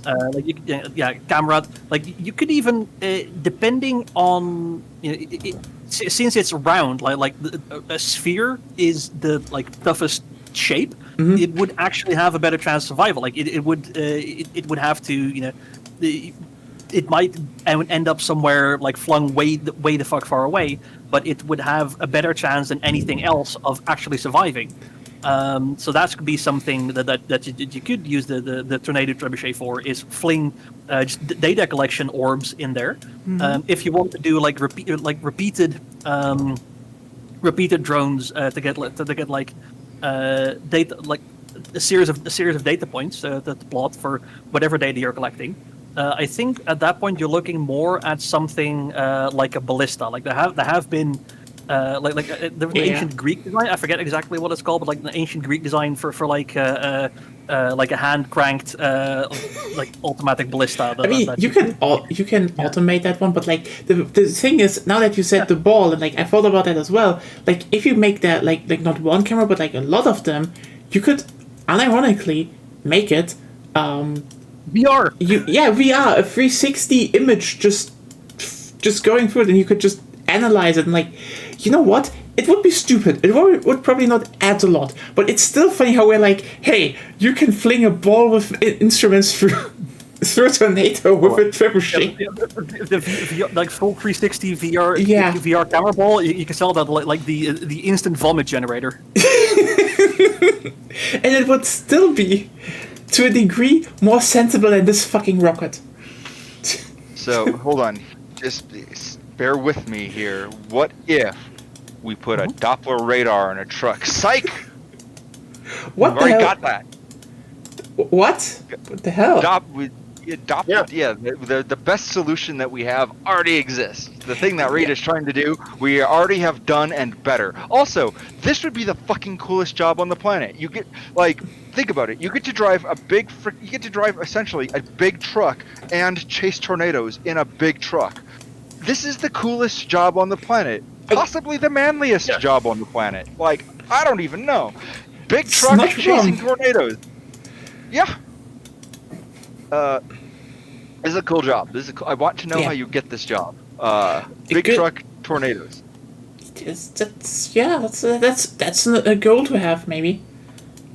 Life goals. Yeah. Oh no, wait. They just defunded this. So Oh no. I guess not. Yeah, the Doppler on wheels is no more. Doppler on wheels is. The physical truck still exists supposedly. Yeah, the truck is still. I mean, there's 5 of these things. But Maybe yeah, it'll go up an auction somewhere. Buy it second hand. Now we know what we're gonna do. We're gonna go to auctions and buy it. Yeah. Yeah. God. Government surplus. Yeah. Who That's- knows? This will show up at surplus. Yeah, surplus somewhere. But like, It'll be like a military surplus thing for police department. Oh God. I could see that happening. Oh God. Yeah. This was the kind of thing that would absolutely show up on like just some random police department somewhere. Like, yeah, we got Doppler on wheels now. What do we use it for? Speeding tickets. I mean, you could use it for that. It would be the most precise speeding tickets in human history. Oh, absolutely. I mean, if you look at the radar imagery that this radar produces, it is like some of the most like detailed, like it's pretty incredible. I mean, if you get one of those, I can guarantee you would instantly beat out every other storm chaser, and they probably are not even thinking about that possibility. I mean, like you can actually see. Hold on, did I post this in as a GIF? I did not. Hold on, I'll just link this. I'll just link this because this is a pretty impressive, really cool image. I just linked the thing from. Here we go. Yeah, that like Con- you can actually see the eye of the tornado on that radar scan. True. Because it's taken from the because when you park that Doppler truck like that close to the tornado, you can actually see this eye of the cyclone there, which is pretty wild. But also, look where the truck is parked relative to that tornado. See that? Wait, here. Inside it. Yeah. No. Wow. So the radar scan is where that point of origin there, where that center dot is, where everything seems to be coming from. So look what direction the tornado is moving. Directly onto it. Yeah, it's like, god damn it. Did they survive that? I wonder. I mean, they basically had to get within like a couple hundred feet of that tornado before they peeled out. So, like, yeah, and I mean, as we saw, by the way, on the older, like, they have to set up. Yeah, they gotta park that thing. Like, Yeah, it's like true mavericks, I would say. I wonder if you can make such a thing tornado-proof in any way, shape, or form. I mean, here's the thing. I have a few suggestions, and one of them would be if you took those those bars that lift them up the ground, and then add other ones with a hydraulic with a pneumatic, basically just shoot a giant harpoon into the fucking earth. That you anchor it. That it's Thing is, but the tornado tensile strength of the materials either will fail or the ground will fail. I mean, if not, the cabin will just be ripped. Most likely, the ground will fail. Yeah, that's just the only thing I can think about. But hey, I mean, you could is also just make it out of tungsten, but then it won't move at all. There's a foundational book. So I've been really interested in like looking into like tornado history and stuff. And so a very fascinating guy who I've been looking into like the history of like tornado science. One of the pioneers of tornado science was a Civil War veteran guy by the name of John Finley. Union or Confederacy? Union. Good. Union Good. guy. Yeah, Union guy. Yeah, he did the weather forecasting for the Union, and so like he in the late 1800s, the science of meteorology was pretty much modern. Like they understood the dynamics of the trade winds and the prevailing winds, and they understood the relationship of high and low pressure systems in cyclogenesis. So they understood like they understood how thunderstorms formed. They had a very, very solid very little has changed in like our understanding of the formation of weather at that point. Like meteorology was pretty much modern in the late 1800s. Like not much has changed since then. Like the way that we like forecast it with computer models, like the formulas, like the algorithms that we use for like forecasting weather, pretty much got invented in late 1800s. It's just automated. Yeah, it's just automated now. We just have machines that can do it now better. So as I was reading, so John Finley wrote a series of books that were all titled Tornadoes, and they all had different subtitles. Some fascinating things about this. So he was the guy that first guy to take a serious interest in them, because he worked after he left the army. He worked for the insurance industry, and then later in his life in the 1900s, he then went and worked for the aviation industry, fledgling aviation industry. Yeah, it makes sense. Yeah, because like obviously tornadoes and thunderstorms very important to aviation. So one of the first things he did was he discovered the relationship between windfalls and tornadoes. There used to be this phenomena. Well, it didn't used to be. It still happens, but they didn't know what it was back in the day. There used to be a type of thing called windfall insurance, right? So like people who owned like forests and orchards and shit would like wake up randomly in the morning and find like these straight lines of like trees knocked down on their property. And they used to believe that there were these things called like windfalls, like really strong winds that would sweep through their property and just knock over trees in a straight line. But John Finley was the first guy that figured out, oh, this isn't like a windfall is not they're just tornadoes. Like that's what's causing these things. These straight line winds that are going through and knocking over all these trees. It's just tornadoes doing that. So he's the guy who, again, being a guy who worked, because he used to do like insurance claims, and he's the guy who figured out, oh, it's just tornadoes that are doing these things.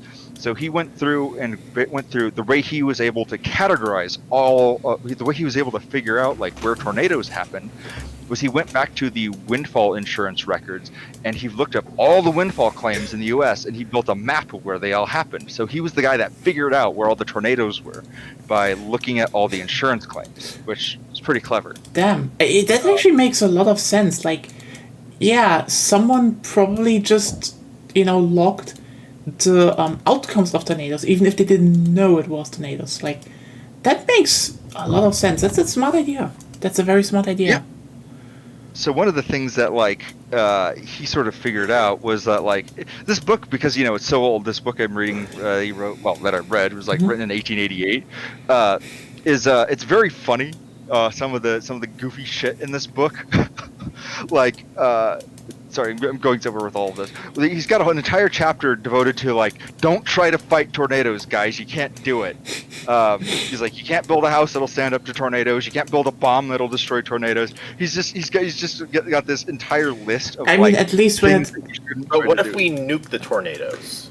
Yeah. We didn't know about nukes. I mean, technically, if you would heat the atmosphere enough, then yes. Just throw a bomb into the Sharknado. Also, in terms of buildings, Germany would disagree. we have disagree tornadoes. as much as you want. We have tornadoes here as well. We have tornadoes, though. You don't have the big ones. Yeah, but our houses still stand. So, tornado is a tornado. I mean your average thunderstorm has more energy in it than a nuke. So it's not. I know, but like, in comparison, like a lot of the foundations still stand, and like when something goes through here, I mean the weakest part is always Roof. the roof, but also like our roofs. I mean, yeah, they're not withholding tornadoes and the really really powerful storms, but they still made like you have like a 100-year guarantee on your roof in Germany, which is like. Make roofs where you're that sure that they will hold. Hold on, I gotta find a video. In a second. There's the Andover, Kansas tornado. It really just gives you. Oh, what do you know? It's Reed Timmer who got this footage, of course. I think this is maybe worth showing on stream, just to give you like a sense of like. I think people don't really realize like.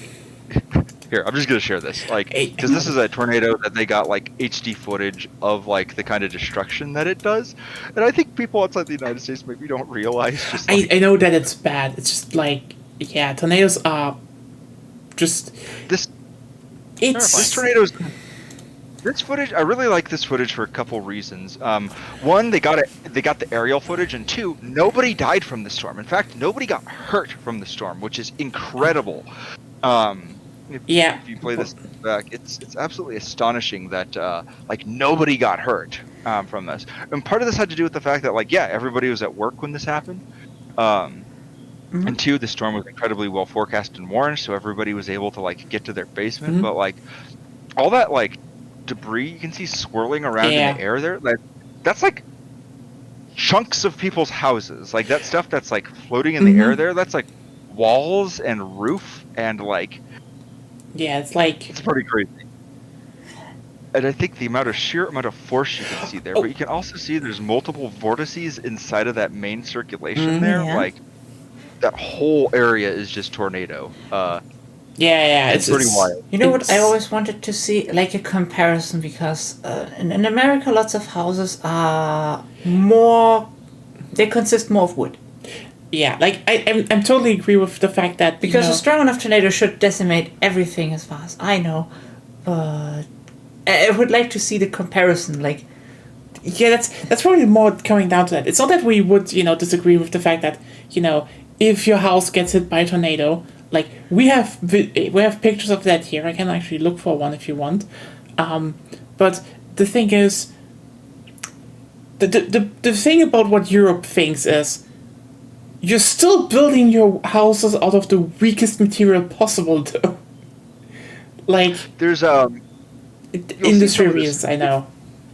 Yeah, some of these houses though are like built out of brick, or some of them are concrete in some of the like lower income areas that this went through. So it's like there's a certain threshold at which the building material really does not matter. Of course. You can see the sheer forces here. Like, there's not really such a thing as a tornado-proof house. It's I always like to make fun of Reed's doofy-looking tank that he drives around in. Like, it's pretty much all for show. Like, nothing can really stand up to these things. The intense amount of force that like goes on inside of these things is pretty ludicrous. I think like when you see like close-up footage of like something like this that was a particularly destructive tornado, how it basically just like you can see it just kind of shreds them here. It doesn't even really take much either, and you can actually kind of see that like how it's got that kind of drill bit look to it. The tornadoes that are like really small like this, they're applying more force to a smaller area, right? It's not necessarily those big mile-wide tornadoes that are super powerful. It's these ones that have that like really concentrated energy with a really tight vortex that can actually cause the higher winds and intense damage like this. Pretty much anything that gets in the way of these things is going to get blown over. Yeah, I'm kind of just looking at some stuff here, like here's the thing. I know we don't have like the hardest hitting the biggest tornadoes in the world, but they're getting worse with each year. That's like also a fact, and like you also you have subscribed to fucking Kachelmann, from what I remember. Yes.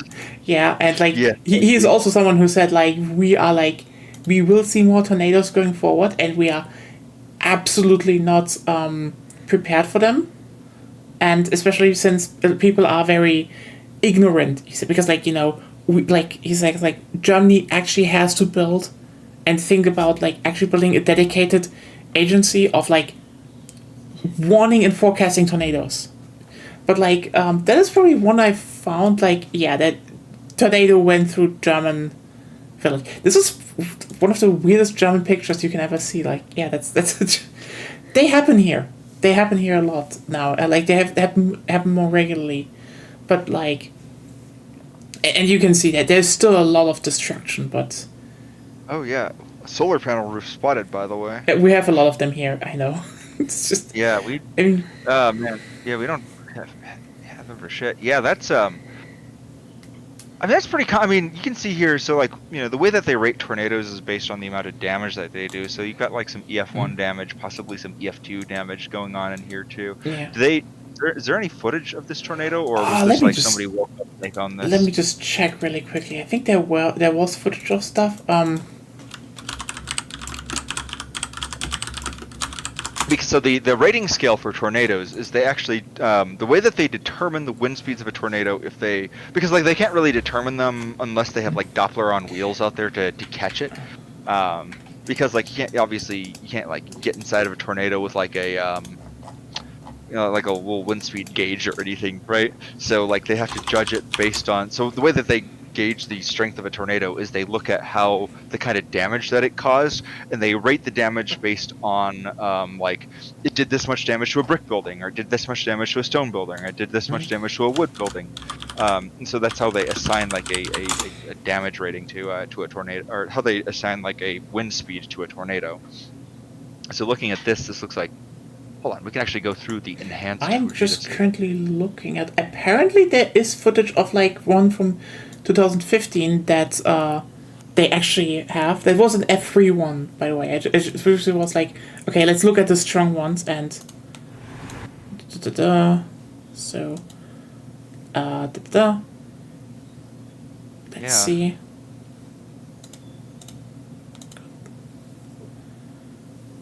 But yeah, apparently they're.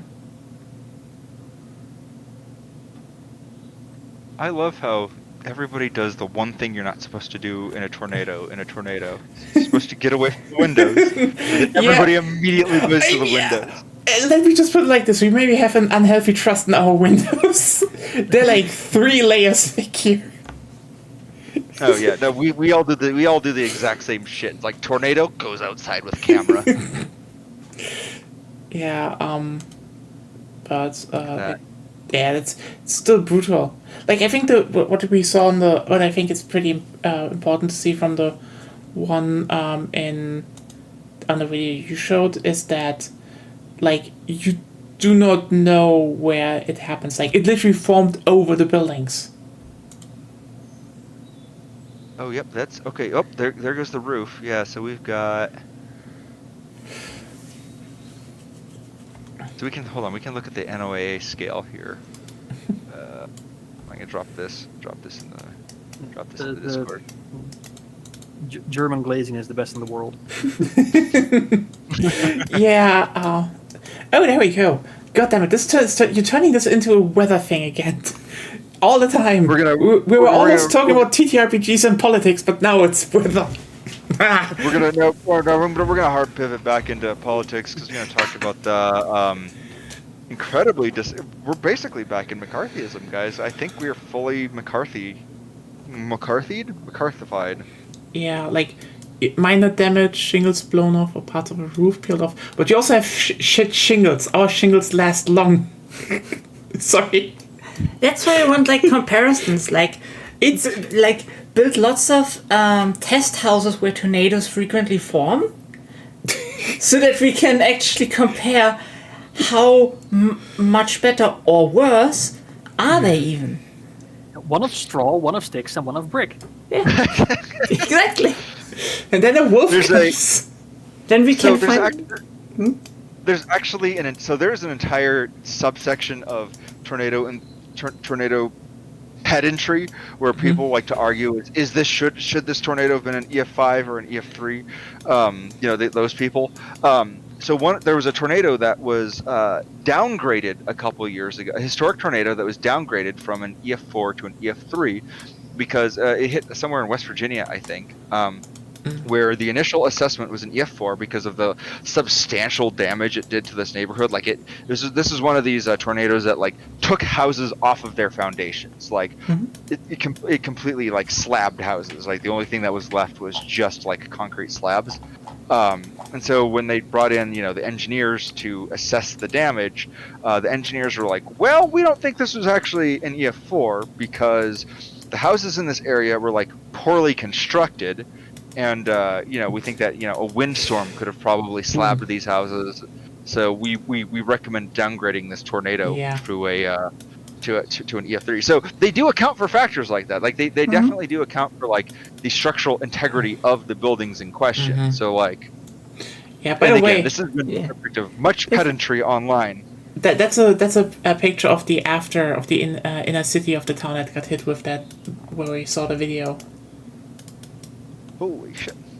Yeah, it's okay, actually there's also an aerial one, like this one was the church and blew the shingles off. Hot shingles in your area. Hot shingles. Hot shingles in your area. There it is. God.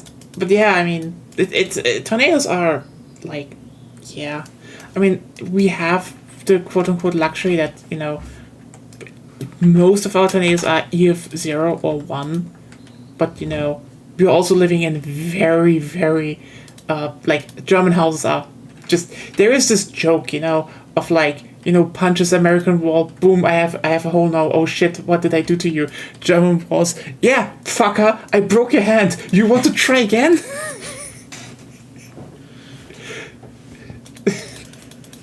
Old meme. Yeah. It's an old one, but like it's not wrong. so we like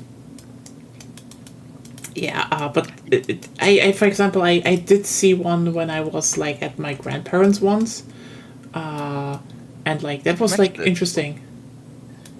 I don't have a I don't have a video because I was very small, but yeah. We do have hardcore hail sometimes though, like. Yeah, the forces that create tornadoes also create hail. So, like, if you can get hail, you can get a tor. Like, we have sometimes a lot of hail. Like, I do remember, like, what is, like, the biggest hailcorn ever recorded? Oh, man. Hold on, I think I just Google this. I think the largest I've ever seen personally was, like, slightly larger than the size of a like golf ball. 20 centimeters. The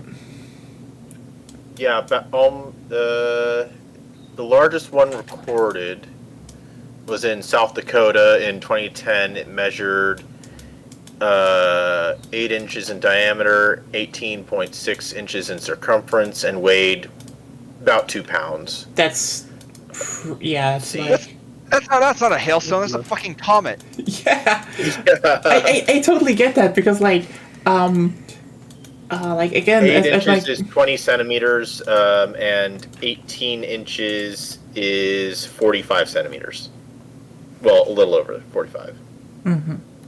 Yeah, I know my grandpa had one that was like the size of like a tennis/baseball, and he made a picture like. Literally in his garden, there was a crater where that ice ball just landed. Like, hail is a whole thing. You know what's worse than big hail? Extremely small hail. Yeah, to a degree. With big hail, you find shelter. With really small hail, the wind goes vroom, and your face is ouch. I mean, you shouldn't be outside, but like also we have like. Tell that to a German. How is the old saying? There is no bad weather. There's just bad clothing. And like, but what do you do with hail? We invented the full plate for a reason. Oh man, like just look up like large hail on like Google Images, and just you get picture of like holes in people's cars and holes in people's roofs, and like it's pretty bad. Like hail in some of the places I've been, like the real hazard it creates for like storm chasers is it clogs up storm drains, and then you get massive flash flooding. But it also makes the roads like slick and icy. So that'll do it pretty good. That definitely is the thing. Hail's more dangerous than tornadoes. Hail is more devastating than tornadoes too. Like hail will do more damage to a community to crop than a tornado will. Like hail damage easily will outpace tornado damage. Or will cost more than tornado damage, because like you can just lose an entire crop to a hailstorm. Yeah. By the way, just interject with something very bad. Large hail. That's what Elon Musk wants to do anyway. I was gonna say I think Germans know how destructive hail can be. Yeah. Yeah. But yeah, no, I get it. I mean, again, German overprotectiveness. Like, have you seen our shutters? Like, we're rolling like Fort Knox down. It's just normal. But I don't even think they put shutters on American houses ever. Yeah. I think only They in Florida. do. It depends on how old the house is and where it is. In Florida, we get shutters. The question is now, like, the shutters protect from hail, but I guess at a certain destructiveness of a tornado, the shutters will just be ripped off. Probably 2 degree.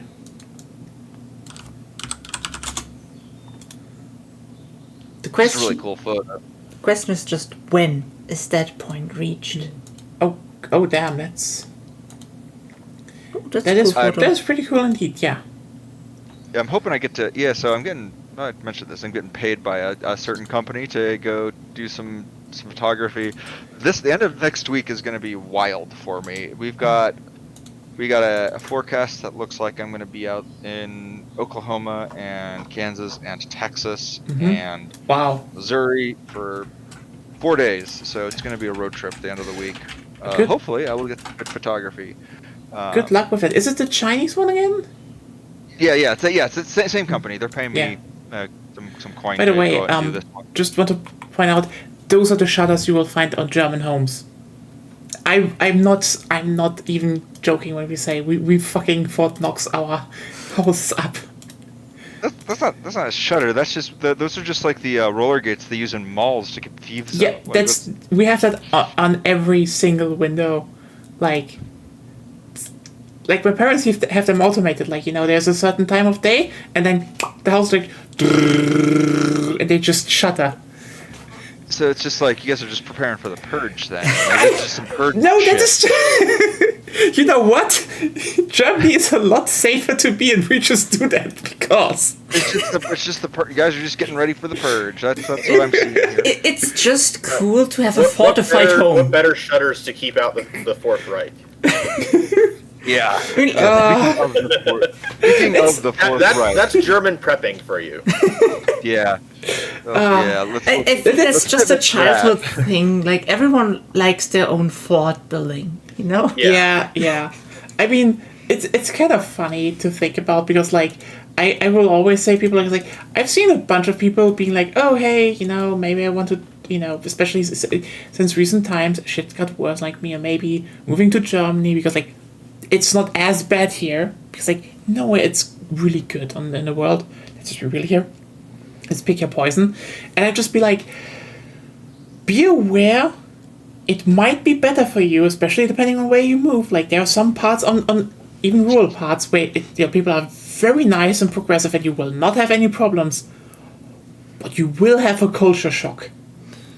Because we are oddballs even in Europe. Europe is full of oddballs, but we are like oddballs. Like, the thing here's shit like, for example, if it's when it's getting late, everyone's like expected to just shut up. We're taking the like there's like by law there's basically like I think at 22 you're supposed to be to just reduce any noise you make so none of your neighbors get distracted so they can sleep, and people respect that. Germany gets silent at night. Like, okay, if you're not like in a club in Berlin or so, because like Berlin, I don't know. Here's the thing: you need to understand one thing about Germany, and Berlin. Like in every other country, the capital is a major contributing factor to the economy. We could remove Berlin, and we would save money. It is just a drain on our country, and we just keep it running for some reason. We're just kind of attached to it. It's like it's not even that people. Okay, stop. There are people that want to live in Berlin, and they make it their whole identity, and no one likes them, and no one else could live in Berlin. Everyone what you're saying is Berlin is the Paris of Germany. No, we're worse. But it's worse than Paris. Like. I know people from Paris. I know Paris. It's just Berlin is its own fucking thing. Like, here's the thing. I know people, from like. From? I say, every German has like one or two of the main cities they, can see them move to. And the four ones are Berlin, Hamburg, Cologne, and Munich. Some say Frankfurt. You're a special kind of person if you want to move to Frankfurt if you are not from there, in my opinion. Frankfurt. Then the question is, which Frankfurt? There's more than one Frankfurt? We have two ones, yeah. One at the Oder and one at the Main. I mean the one in West Germany, Frankfurt am Main. Yeah. So actually, like, there's the answer. You have the main one and the other one. Yeah, but basically everyone can, be like, Hamburg, Cologne, Munich, Hamburg, Munich. Basically, and personally, in the Hamburg, Munich part, I don't have beef with Bavarians. I think Bavarians are actually mostly very nice people. I've been to Bavaria. I hate a lot of the cliches about them. Like, Bavaria is nice. It's actually a really good country. Like, trust me, you'd think people are like, oh, Bavaria is the Texas of Germany, but no. Bavaria is conservative and like the oddballs of us oddballs, but they're very nice, especially if you're like around Munich and shit. It's expensive as fuck, but they're nice. So like sounds like they're the Minnesota of Germany is what I'm getting. I don't know, good food, nice people. Generally, people have some dumb ideas about them. Could be. But Berlin is like. How do their accents stack up? Are they goofy? It's kind of goofy. They're like, you're my. Okay, so very, very, very good contenders for Minnesota of Germany. Then. But yeah. Although except for the good food part, I don't. Yeah. Minnesota has some they have some snacks. That's about it. I mean, I don't know. The Juicy Lucy is arguably the best food ever made. So you haven't had a good Weisswurst. But that's only just the one thing. I mean, whose idea was lutefisk? That person needs to be fired out of a cannon into space. I think that's Scandinavian. Yeah. But based on I'm not surprised that you don't have beef with Bavarians, because aren't their sausages mostly pork?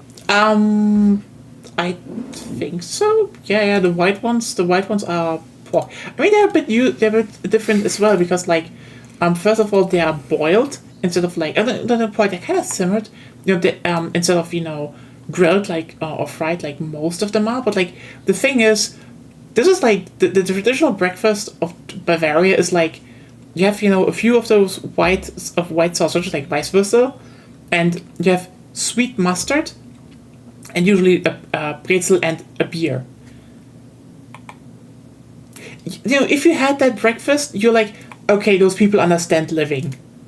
I think that is the thing I will hand the Bavarians. They know how to live.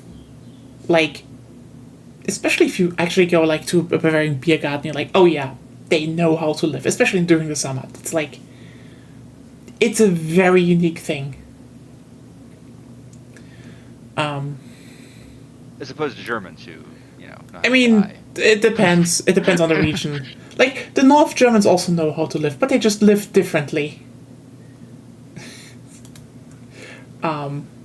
But I mean, also, like, I guess every region has their own thing. But like, the Bavarians, I mean, like, they have a very communal idea of things. Like, and they're also very, very simple. Like, for example, I will keep reminding people, Oktoberfest isn't like some deep cultural thing. It was just like, there was a wedding, and then a year later they were like, we do not need a fucking reason to throw a party. And then they just kept doing it. I don't know what it is, but like, yeah, that's how you should do it. Just like, you don't need a reason, we just keep doing it. And now everyone who doesn't know that is like, oh, there probably is like some big reason why they are doing it and this and that, and like, no, they just do it because like, you don't need honestly, a reason to party. that's how a lot of things have started. Just throw a party. You just kind of wanted to juice it. Yeah, you just wanted to celebrate something, so you just did it. Yeah. Just for the fuck of it. Yep, Yeah. That's how it works. That's how it's done. And yeah.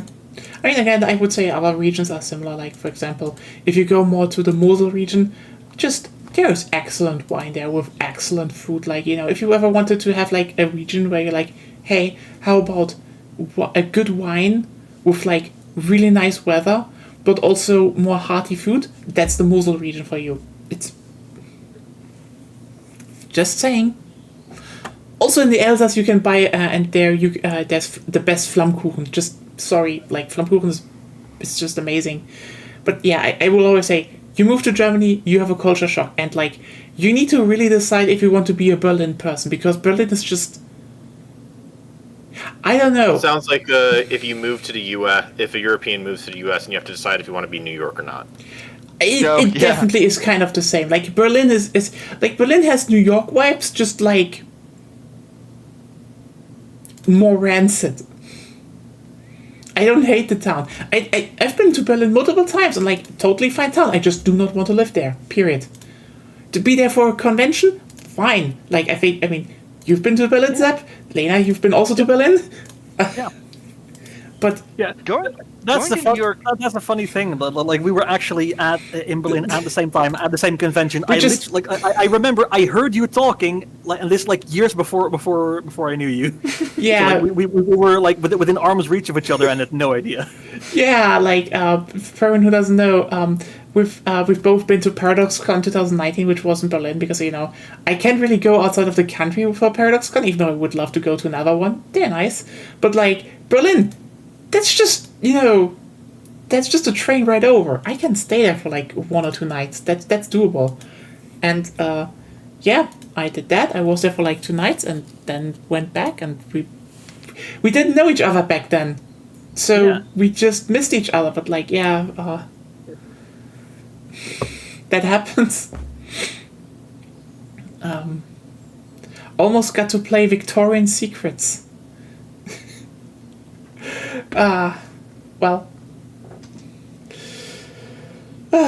maybe another time when there's a convention nearby. Who knows? Maybe the next time they choose a town like Cologne, I could still go there. It's just Maybe if they do it again, it's probably going to be Stockholm. yeah, probably like that. There were so many problems with like behind the scenes of organization that they said that they were considering maybe going to the US next time, because this is of course 2019, so flying big next year. But like they're going either to the US to get like more of the American audience, or just moving it back to Stockholm because they were not going. They didn't want to do it like in Berlin again, because they just have. There were so many problems. It was just a bad venue, and like I mean, the building was great. The venue, yeah. I liked it, but it had problems. Yeah, like I'd say, depending on where you go, there are like just better venues in like a lot of other German cities. Like, if you want to have it more Central Europe, like I would definitely say Cologne might be hard, depending, but like it would be doable.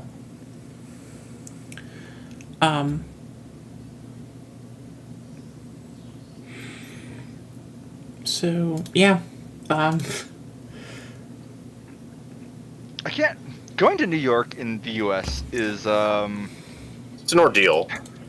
yeah, it's an ordeal. It's like going back in time too. It's like you go back there. It's like why the fuck are these people using metal trash cans? Or like it's like or like New Jersey. It's like wait, why is this person trying to fill up my car? I want to pump my own gas, thank you. It's always such a strange thing. Like yeah. Well, New Jersey is just a weird place in the first place. Yeah, New Jersey, very strange. I don't get it. Something's up with New Jersey and New York in general. Yeah, it's like literally going back in time when you're out there. I don't know how to describe it. It's a very odd, very odd experience. So funny thing about the trash cans, I don't remember where I got it. I have no idea if it's authentic or not. Honestly, probably not. But I have one of them, like a small one, small medium-sized one, under my desk that I've used in my trash can for many years now. oh wow. Like I said, I doubt it's a real one. It's at most 40% chance real. I don't remember how long we've had it, but I like it. It's For the trash can thing, do you mean like the street trash cans, or do you mean yeah. or what? Interesting. For New York. Street trash cans. Yeah. Oh, we have street trash cans that are metal here in DC. Monsters, all of you. I mean, like most of our street trash cans here are also metal as well, but like that's a different story. I mean, I get it. Like, I mean, I think New York is probably like the oldest city you have, and like Berlin is also like one of the biggest, oldest city we have. We just have more big old cities in general. So like, they kind of rival each other. Like Berlin is just a weird town, you know, with like weird history. Like, you know what the weirdest part about it is, if like, I mean, it would probably be too much. It would probably be too much space, but like there's a not used convention center in Berlin that is like the biggest in the world, and like it looks like a spaceship. You could fucking use that if you want to have a Stellaris 2 announcement actually, and it would be not a bad venue even. Would be very spacey, but like probably also expensive. But who knows? But yeah, it's Berlin is a weird town. Like, cool shit to visit. Lots of history. Oh, beyond. If you think that metal trash cans are cursed, what do you think about cement ones? Why? Show me a cement trash can. Why? My school. What you? Hold on, let me see if I can find an image of it. Yeah, I know some have. It's still like a metal thing to pull out, but like they. Plastic. What barbarians were you? So wait, East you're Germans. talking about like you're talking about public ones though, right? Like Yeah. public Yes. cement trash cans. Yes. That's fine. Like yeah, that we have this at the libraries here. Like no, that's fine. I'm okay with that. You remove the trash Okay. bag from them. I'm talking about like the metal ones that like you put on street corners, right? Like not the ergonomic ones that have like the ones that are designed to be like lifted by a human being. you know the trash trucks that the trash trucks that have the like the automated arm, the mechanical arm that just grabs. Oh, them like a housing, No. one for a house that people live in, right? Yeah. That's what I'm talking about because it's just like we don't have we all have plastic ones. Yeah. Yeah, That's, New that York just makes actually no sense. just recently adopted the those plastic trash cans. yeah, that's for the thing. Like residential. they didn't have They used to just leave mechanical stuff on garbage. they used to just leave stuff on the street. I recall. Yeah, well that was the thing. That was the thing that I saw that was so fucking barbaric out there. Is they didn't have they didn't use the trash trucks with the mechanical arms. Like they just people were grabbing that shit. Like they were. Yeah. Yeah, that's I like. mean, we don't have mechanical arms on ours, but we do have. Well, it depends on the trash truck. Honestly, we have the city trash collection, and then there's some private ones. We have ones that don't. Most of ours don't have like arms on the truck. It's like you bring the can over to the truck, and for some of them, they have to manually like toss the stuff in there from the cans. Like you pick up the can, and you do that. Some of them have like a little grabber hand on the back end that just lifts it up and dumps it in. That's like a very common one here. I know at least a bunch of here. They even have two. Like they can slot in like two at once and just whoosh, done. But yet you want to say something? I think. Where I grew up, we actually had metal ones for the trash trucks. Oh yeah, the big ones. So if you have like an apartment building, like extra big metal ones where you can just slide open the top. Dumpsters. Yeah, dumpsters. Dumpsters. Yeah. Yeah, but Yeah. I have no idea how like people in like their own houses do it, because frankly, I'm not from a family that ever could even think about getting a home. Considering we had them and my grandparents all have them, you have a plastic trash can to be a lot of. Okay, actually, correction. You have 4. Yeah, fair. You have a black one for just general garbage. You have a blue one for paper. You have a green one for biological stuff and plant matter, and you have a yellow one where you do certain types of plastic. Welcome to Germany. Fair. This is expected for you to do. You sort your trash. We have a green one for regular trash, and we have a blue one for recycling that actually gets sent to trash because too many pizza boxes are put in there, contaminating the rest of the recycling. Yeah, like that's a thing here. Like you have 4, and you are expected to actually do the work. And if you don't do it, oh boy, you are getting ostracized by your community. Our apartment complex got like, I think, a bit more costly, simply because some people didn't sort their trash properly. Yep. Oof. That's gotta suck. Yeah. Yep. But that's why everyone is paying a lot of attention. But yeah. Yep. We also have people from other neighborhoods getting their trash into our trash cans for some reason. So now it's extra locked up. So only our trash shall be consumed. It's like, I'm fine with people stealing trash. That's fine. Just Like- don't add trash to our trash. It's our trash. Our trash. Comrade. Da, da, da, da, da, da, da. Okay. Comrade trash.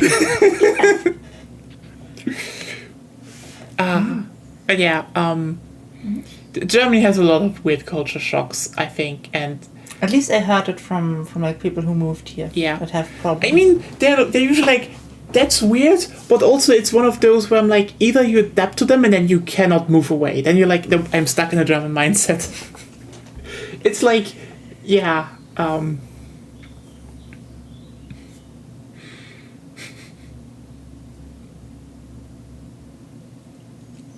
silence.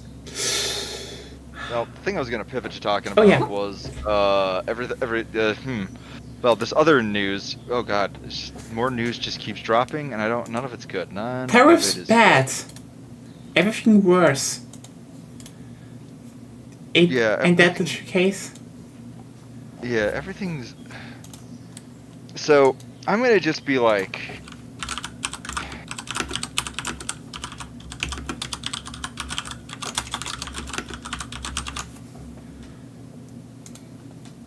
So, I guess here's kind of what's on my mind, right? Like, I'm going to operate on a couple assumptions here, and I realize that these are assumptions that I don't really feel like are even good assumptions to be making, if I'm totally honest, because like, I'm not sure. I don't know. I don't know if there's ever going to be. I hate to sound like a doomer, but like it's kind of where my mind's at is like. I don't know if we're ever gonna have elections again, if I'm being totally honest, but I'm gonna just operate under the assumption that like Maybe.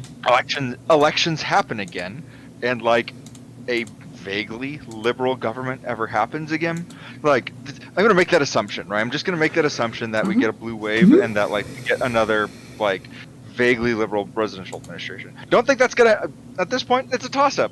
I think that we might be in for a Trump lifetime appointment. I think it's very likely that the rest of the elections we ever see are just they're sham elections, right? They're like the elections that they have in Russia, where just like Putin Yeah. just wins by 100%. I think that's where we're headed. I think that's likely. But if that's not where we're headed, there's just this photo I saw the other day of Kristi Noem, known puppy killer, Oh God. standing in front of a maximum security prison in El Salvador, where Green people are screened in front of it, actually. correct, yeah, being abused in the background behind her. And that she went home at night and slept like a baby, and was okay with that. And was wearing a $50,000 Rolex, and then I saw another photo of like Marco fucking Rubio, talking just like, I don't know. These people are gonna leave their jobs, and they're gonna go home at night, and they're gonna be fine. And if we do see a liberal government again after this, nothing's going to happen to these people. Yeah. I kind of feel like maybe something should happen to these people. Yeah. And that was kind of, I think, the problem with the last Trump administration, was that like those people did get to go home. Yeah. No consequences for. There was no consequences, Yeah. and they did it because they were afraid that Republicans or conservatives would be upset about it. But like, here's the thing, right? Like, fucking Kamala Harris like was touring around with Liz Cheney. Like, they did this because they didn't want the conservatives to call her like a radical leftist, and like they did it anyways. Like, they called her a radical leftist anyways. So it's just like, who were you trying to impress? Who were you trying to prove things to? Oh, how many votes did you move over from the right? Oh, none. You didn't move any votes over. So The embarrassing thing is that people thought that Liz Cheney actually held sway with people. That's the ridiculous thing, is it's like Her father barely held any sway, and most of that was just fear for him. Like, fear of what he would do to them. Yeah, probably like, shoot them in the face. Yeah, like, sorry. like I think what my hope would be after. I guess I think my feeling for all of this is there needs to be, if the day does come when we ever have a liberal government again, there needs, like, one, we can't put things back together again. Like, that's kind of the thing. Is like the Department of Education came together as a result of a bipartisan effort of a coalition of Republicans and Democrats, like a century ago, who said we need to have an educated public, and they made that happen as a way to elevate people. Now, granted, they did it because they wanted to elevate white people and white children. They didn't really. Other people weren't really on their mind. Women, black people, Puerto Ricans. Nobody else was on their mind when they did that. But like, they did come together for like a. But here's the thing: to create a Department of Education, you need Congress to create that department. Who's going to create that? What Congress is going to come together and create that again if it's been completely destroyed? What agency is going to get built? Who's going to rebuild? You need Congress to create a new Department of Education. Who's going to come back and create a new FDA? Who's going to come back and create a new... once these things are gone, they're basically gone forever, because Congress really isn't going to be able to build them again. The government doesn't work the way that it used to 100 years ago, where you could get a bipartisan coalition to come together for the common good. The function of the government that creates agencies doesn't work anymore. So like, the things that we've lost, they're gone forever now. They can't come together again. And same thing with like those institutions that we used to have, they just aren't coming back, and I think people don't realize that that's just gone now. NOAA, like the NOAA was created by the Congress, and Congress would have to convene again to describe that agency and then task the executive branch with staffing it and putting it together. Like that. The only thing gonna I'd do say that? is the caveat here is probably that for most of these agencies to truly prevent any revival at all, they'd have to have Congress come together in order to destroy them fully. So theoretically, if there is not a Congress getting in the way of a president rebuilding it, because technically the legislation for their existence still exists. That's true, but what it would be, remember, It's predicated on the idea that Congress doesn't get in the way of doing this. Yeah. But remember this, right? Remember that anytime a Democrat does anything, Republicans cry their little hearts out, and then they listen, and then for some reason Democrats are like, well, I guess we can't do that, instead of actually doing any meaningful action on it, right? Remember, Democrats play by the rules, Republicans don't. So we're gonna get stuck with this exact same problem. So they're gonna try to do it on the books. They're not gonna use the power of the executive order. They're gonna try to do it through Congress, and it won't work. So it's just this is an impossible situation to be in. If we get Democrats back in power again, we're completely stymied by the fact that they don't really have any actual power because they're not going to do anything. You see what I'm saying? They're gonna try to do things by the book, and it's not gonna work. It doesn't work like that anymore. I swear to God, all these Democrats, they think that they're living in the West Wing, like the TV show from the '90s. I don't think any of them really have any real belief. And I'm just wondering, so that's the issue on the table. And so I'm wondering that this is the issue I wanted to put forward to everyone here. I wonder how do we accelerate the demise of the Democrats, right? I think I'm starting to get on board with the tankies, right? I think I'm really starting to get on board with maybe the solution is to blow up everything and to accelerate I don't even know if that is the full tanky position, but I get you. It's is there any way to save it, or should we just burn it down and hope the ashes nurture something better?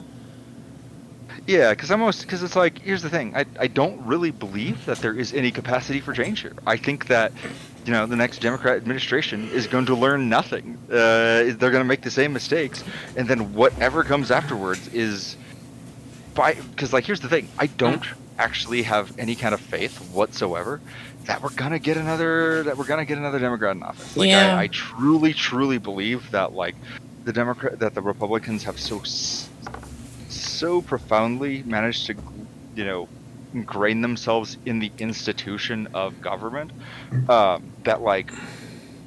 they've stacked the deck in such a way that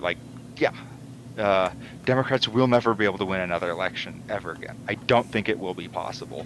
If by some miracle they do manage to get in again, I think they're going to squander their chances. We saw that they did that again, and we saw that they had one shot at saving things. They completely fumbled it. Yeah, I have no reason to believe that they won't do that again.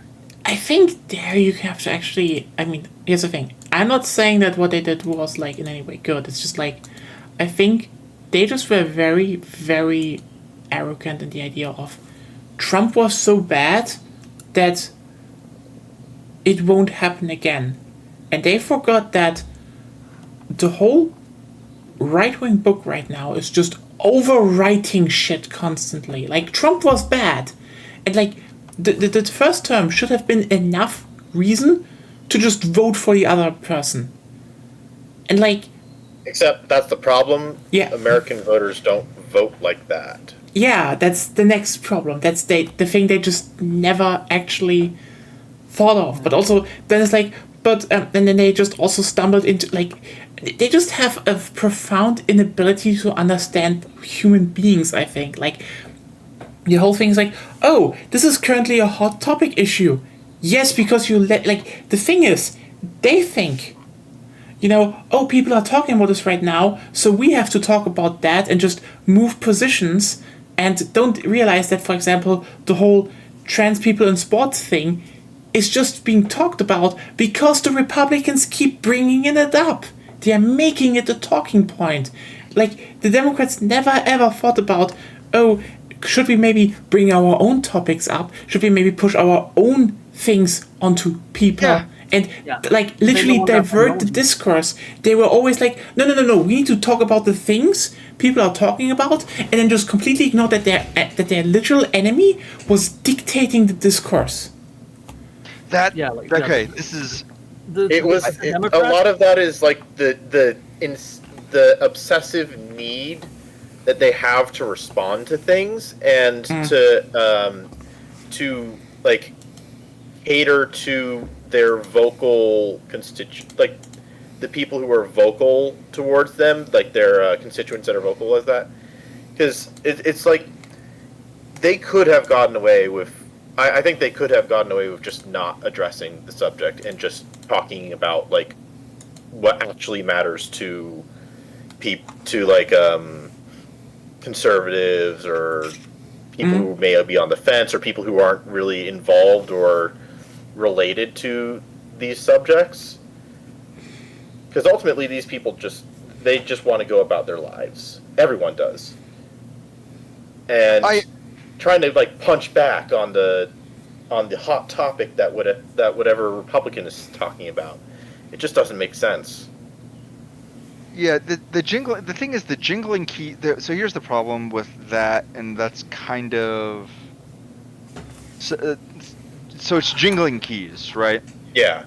Yeah. So is what Republicans are really good at doing is they grab the keys and they jingle them, and they all kind of like get entranced by it, and like. The thing is, it's very, very effective on conservatives if you say, "Ooh, look at that, scary trans people." Ooh, look at that, and like. It's not for liberals, right? It is for conservatives to motivate them, to create like an enemy for them to be mad at, right? Yeah. And kind of the thing is that like Democrats need to find a compelling way to get liberals to vote and to mobilize them. Whoops! Ouch! That's really loud. Sorry, I was doing a thing on my end. Like they need to get Democrats need to get like people out to vote on their own side, but like they also do need to gain some purchase with like conservatives. Like that is something they needed to do. I'm trying to think of. Some people have been making the argument that like liberals have been too woke, and before people jump on me for saying what I'm about to say, hear me out on this one, because like. It's not. I'm not going to rethink with this. My response to this is, yes, the people who have been saying this are kind of right, but not for. There's a certain amount of tone policing that goes on the left that I think is unhelpful. I kind of got a different kind of reality check on this recently, and it's like, oh yeah, no wonder people find this to be off-putting, because like something I noticed when I was just going on like conservative Instagram is that holy shit. I don't know if you guys have noticed, but like young people, like people under 30, are fucking conservative as shit. Have you guys noticed how like fucking insanely conservative the kids are? In a lot of like, if you actually look at a lot of the data, most young people are overall actually very, very leftist. It's just they're being online. You need to keep in mind. I don't know about Germany, but I agree with the whole thing that he's saying. I'm talking about American statistics. You're talking about American statistics. The thing is just that, and this is kind of important, if you go onto mainstream media websites like Instagram and such, keep in mind those owners are aligned with the Trump administration, and their algorithms have been pushing right-wing content, primarily. Like, it is a skewed image by design. That is a pretty important thing to point out, because also I need to point out that the big thing about what I said, they basically just see the arguments all of the time because they just keep talking about what the conservatives set up. Remember how they didn't do that for a brief moment?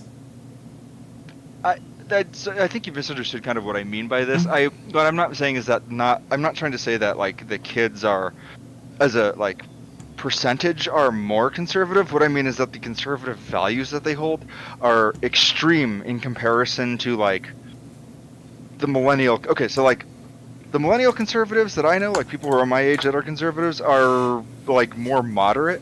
The young people I know who are conservatives are like fucking crazy conservative. Like women shouldn't be allowed to vote. Like they brought back trad wives and shit. You know what I'm saying? Like young that part is true. is like way more extreme than young conservatives are way more extremist in their conservatism than like people who are my age. I think that's the thing I'm trying to communicate. Like I personally also think that they're more numerous than the statistics make them out to be. Yeah, I would also agree that this is like my boots on the ground opinion. My boots on the ground opinion is the same. Like, I have met so many people, like young people, who are just like, I can't tell you the number of times I go like into like, I don't know, DP Dough, the local like pizza place here, and just like I'll be sitting there and I'll just hear him like, these are fucking 19-year-olds. These like you know, broccoli-headed like teens just like talking about Joe Rogan and like how like it's wild. It is wild how conservative the kids are. Like I live in a college town like with a liberal university, and like these teenagers are just like they're fucking red pilled. All of them. They're all red pilled. It's stupid. Mm-hmm. I hear women talking about like modesty culture and stuff. Like it's wild. It is. I've never met a more like. I don't know. There's this whole subset of like young men who are like listen to these guys who have like big beards with like who try to be all stoic or like women shouldn't work. You know the type of influencer I'm talking about. Like it is spooky. I mean, it's not like these people should maybe be regulated out of existence, but that's another thing. Oh, they keep making money. Yeah, because like here's the thing. It's just... I mean, the younger people are, the more radical they are in general. Mm-hmm. Like, they tend to... The younger you are, the more easily you accept radical positions for better and for worse. Yeah, that's it's going out. Like as much as people... Like, there are a lot of moving more to the left because they're like, they want equal rights. But, like, there's definitely then the harder backlash of others saying, actually, we do want to own women as property because... Like, let's just be real here. That is just like... okay, don't get me wrong. If you're a guy and someone tells you you can just own a woman as property and can just use him how they want, that is appealing to a lot of people. Because a lot of people are just assholes and do want to exert power over someone else. Usually because, they, for example, didn't feel they have power over other things. So, like, that's the fucking irony about the conservative misery cycle. They want an authoritarian system and want to keep one where you are miserable. You're in a miserable job with a boss that can just exert power at will over you, and you're miserable. You're fucking miserable, and that's that. But but the traders, you get your own little slave that you can treat as miserably and willfully as you want to. That is the conservative deal. It's fucking inhuman. It's gross, and like. We should probably talk about more how this system is set up like that. You accept misery because you can get because one type of person gets dedicated as an underclass that you can treat even more miserable. I mean, that's why a lot of them also want slavery back, just to be clear here. Yeah. And you know what the irony is? What helps the best against them? Shaming. And so many people don't fucking do that. The thing is, what conservatives, like a lot of conservative movements get ricocheted off of, is if they're not being seen as acceptable. Like, if you're seen as a clown for aligning with them, it actually repels a lot of people. And that kept happening. Like, this is what I want to point out. Remember the one time where the Democrats didn't respond to the Republicans? Remember when the whole Waltz Harris thing started, and when people started to, asking Walt's like, oh hey, what's your basically what's your opinion on this and this, and he was like, these people are weird. Why should I respond to weird people on weird topics? Why do they want to know what is in other people's pants? You remember how effective that was? Yeah, they really needed to like It run was with that, you know. That's the thing. Walt single-handedly dismantled the whole fucking scheme of the Republicans because they were like, oh, what about trans people? What about that? And he was just like, I reject your question. You're just a weird people that want to do weird things to the neighbors of other people. And it was so fucking effective because people were like, yeah, why are we even talking about that? Why is that? And then they stopped doing it. Yes, They literally stopped doing it. Yeah, that I do know something about this. What I've been sort of trying to get in for a while. They like I said a while back. Democrats believe they're in the West Wing. They believe it's still the 90s. They still believe in bipartisanship. They think the whole current situation is just a blip, a glitch. Like a lot of them, like the whole political establishment is aging. And like the Democrats don't like they don't seem to accept anything has changed, and they still believe that once this current kerfuffle is over, they could just go back to being good bipartisans like they always were. Yeah. So like with when that happened, like it was really effective. But then this other this old campaign manager who also did some other like failed ran some failed Democrat campaigns. Came on to Harris' campaign, and the first thing he did was explicitly shut down that they'll no, we can't call Republicans weird anymore because that will alienate Republicans. That will make it harder to work with them in the future because they literally just have completely lost touch with reality. Yeah. Because like they have no more ideology of their own. Like the whole Democrat ideology at this point is we're not the Republicans. They don't have anything that they're actively trying to do themselves. It is purely passive. And at most mild reaction, because and again to tie into something else that was being said, like the Democrats also get to go home at the end of the day. Like they know that they're politically even the ones that may realize that they're being politically sidelined, it doesn't meaningfully change that much for them. Like they'll still be able to go home and live their lives. And like that was the thing with Biden. Like shortly before he dropped out, there was an interview where he was asked like, so what do you do if Trump wins? And he gave an answer like, oh well, I'll at least have done my best. And it just that really just showed how much they just see this as sort of a game almost. How much they don't really take this seriously. They just it's just the same thing as usual. It's not like I've also said before, said earlier. Like they've just lost touch with what politics is, what politics means. They've lost touch with the fact that like people are genuinely affected by this because it's so far away from themselves that they can just like ignore that, and if they lose an election, oh well, better luck next time. Yeah, I mean, also what I want to point out, as you said, the whole thing with we would alienate Republicans is also just such a fundamental misunderstanding about the human psyche, because it comes from the idea that the topics Republicans are set on are set in stone. You can only move towards that, talk about their topics on their terms and move towards them. Not that, as Waltz did, demonstrably say, your topic is stupid. And a lot of people were like alienated from the Republican point because they were like, yeah, I don't want to be seen as stupid and weird. Why am I doing this? And then the whole thing reversed and it instantly validated the Republican point again. It's aggravating how much it just missed everything when it started to work. Yeah, also that whole thing with that campaign manager, also is another. I just now realized is another indicator of how they see politics. They see politics as purely something that exists in its own little bubble that exists between like them, the Democrats, and the Republicans. Like they don't want to alienate the Republicans because the only people that matters to them are the Republicans. Like the actual voters.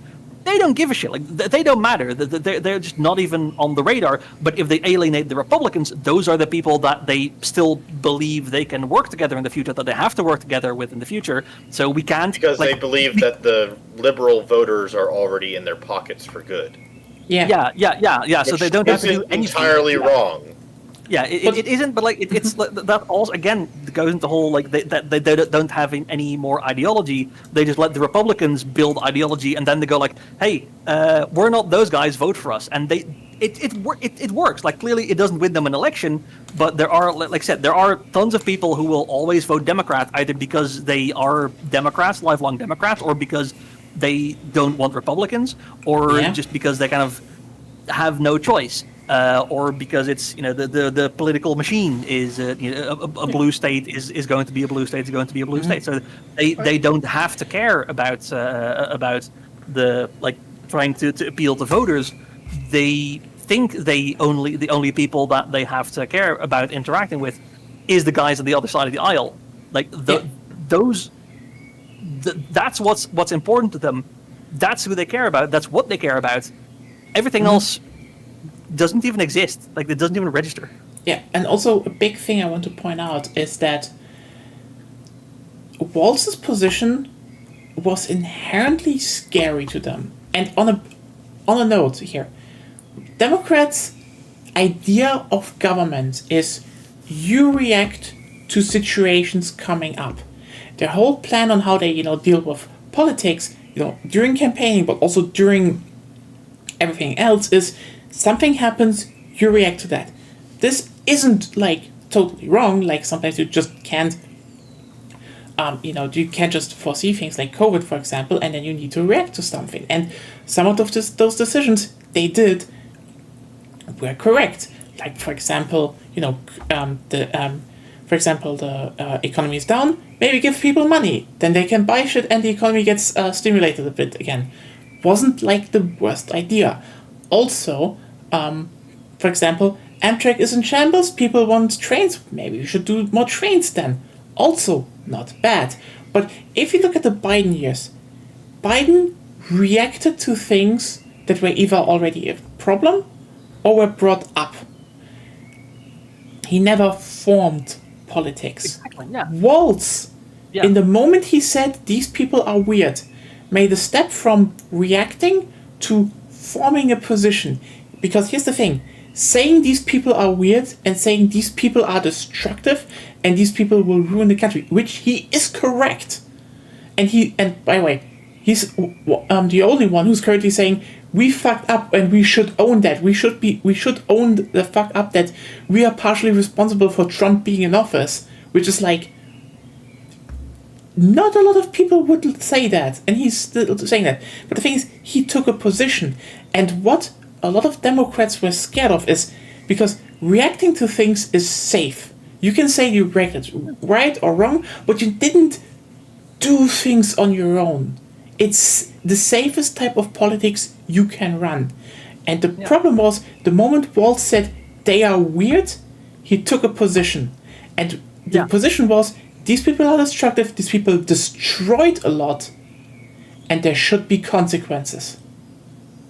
And exactly. Like they are afraid of, and they are basically shitty Discord mods at this point who are too afraid to actually kick someone who's a very obvious repeated offender because they're like, but they've been someone from there from the beginning. We can't just do that. We can't just purge like 10 people from the server because they've been repeatedly just literally destroying everything. It's just like the server's still running. Come on, can you just not look past that? Why are you just generating so much drama? They are that kind of people right now. Yeah, that's what I mean when like they have no ideology. It's pure passivity. Like they will respond. They will react to what the Republicans are doing. They will occasionally react to things that are like that lots of enough people are I mean- talking about is that if it's something in society, like big in society, but otherwise. They don't move toward anything. They have no goals. They have no real ideals. They have no plans. Their There's whole no thing passion. is just There's no vision. There's no vision for a yeah. America. They have no idea. Like I keep repeating myself. I know, but they have no ideology. Yeah. They have no politics of their I own. mean, I'd say they have some, because as I said for example, in the reacting, like, Biden could have also reacted to Amtrak failing to just be like, oh, fuck it, then we just make Amtrak private again and we can see who wants to run long-distance trains in some form. Who cares? Brightline is doing well. And no, his reaction to that was, maybe we should fund Amtrak. And, like, that is clearly still doing a stance, but it's only taking the stance It's the reactive. moment the moment it was actually Yeah. just a reaction to something. Yeah, it's not like something that they've actually worked toward. It's a reaction to something that's happening. It is not something that they've been planning, that they've been working on. It is just, oh hey, this is happening. How do we respond to this? Like, and even then, like, even though this is like the most money Amtrak ever got under, any kind of presidency, like, I will compare this to currently what's going on, because, like, the Deutsche Bahn has problems, and what did the last, government do? They sat down, they made a plan, and they fucking started fixing with the plan. Like, By the way, just Mhm. want to say I'm getting a little tired. So okay, Yeah. we should probably Yeah, also also, slowly do it, but I was going to say as well, like it is getting close to 6 a.m. and here we are talking Yeah. about American politics. and I'm trains. about to yeah, order. precisely about to that we're order talking dinner. about precisely the thing that I've been avoiding for the last month. So I have Yeah, more to say about this, but I also need to get dinner, so I'm Yeah. actually gonna Yeah. tap out here in just a second. So Yeah. I've got more to say about this, Yep. but you know what? appreciate you guys. Can we just wrap this up together and then we can just end everything? Okay. But like, I just want to say, it's just like the comparison is really, nice. They're looking to like what could be a high-speed rail corridor, but like, it's money to look at possibilities, and nothing is really done. Meanwhile, they just fixed a major railway line here. They just did it. That's the difference. It's still like, yes, but also nothing happens. Anyway, I hope you all liked it being here and us yapping for just way too many no, I hate hours. it. I'm a hostage. Oh God, no! We're here for the yapping. Yeah, the yapping. It's Yap Central. We're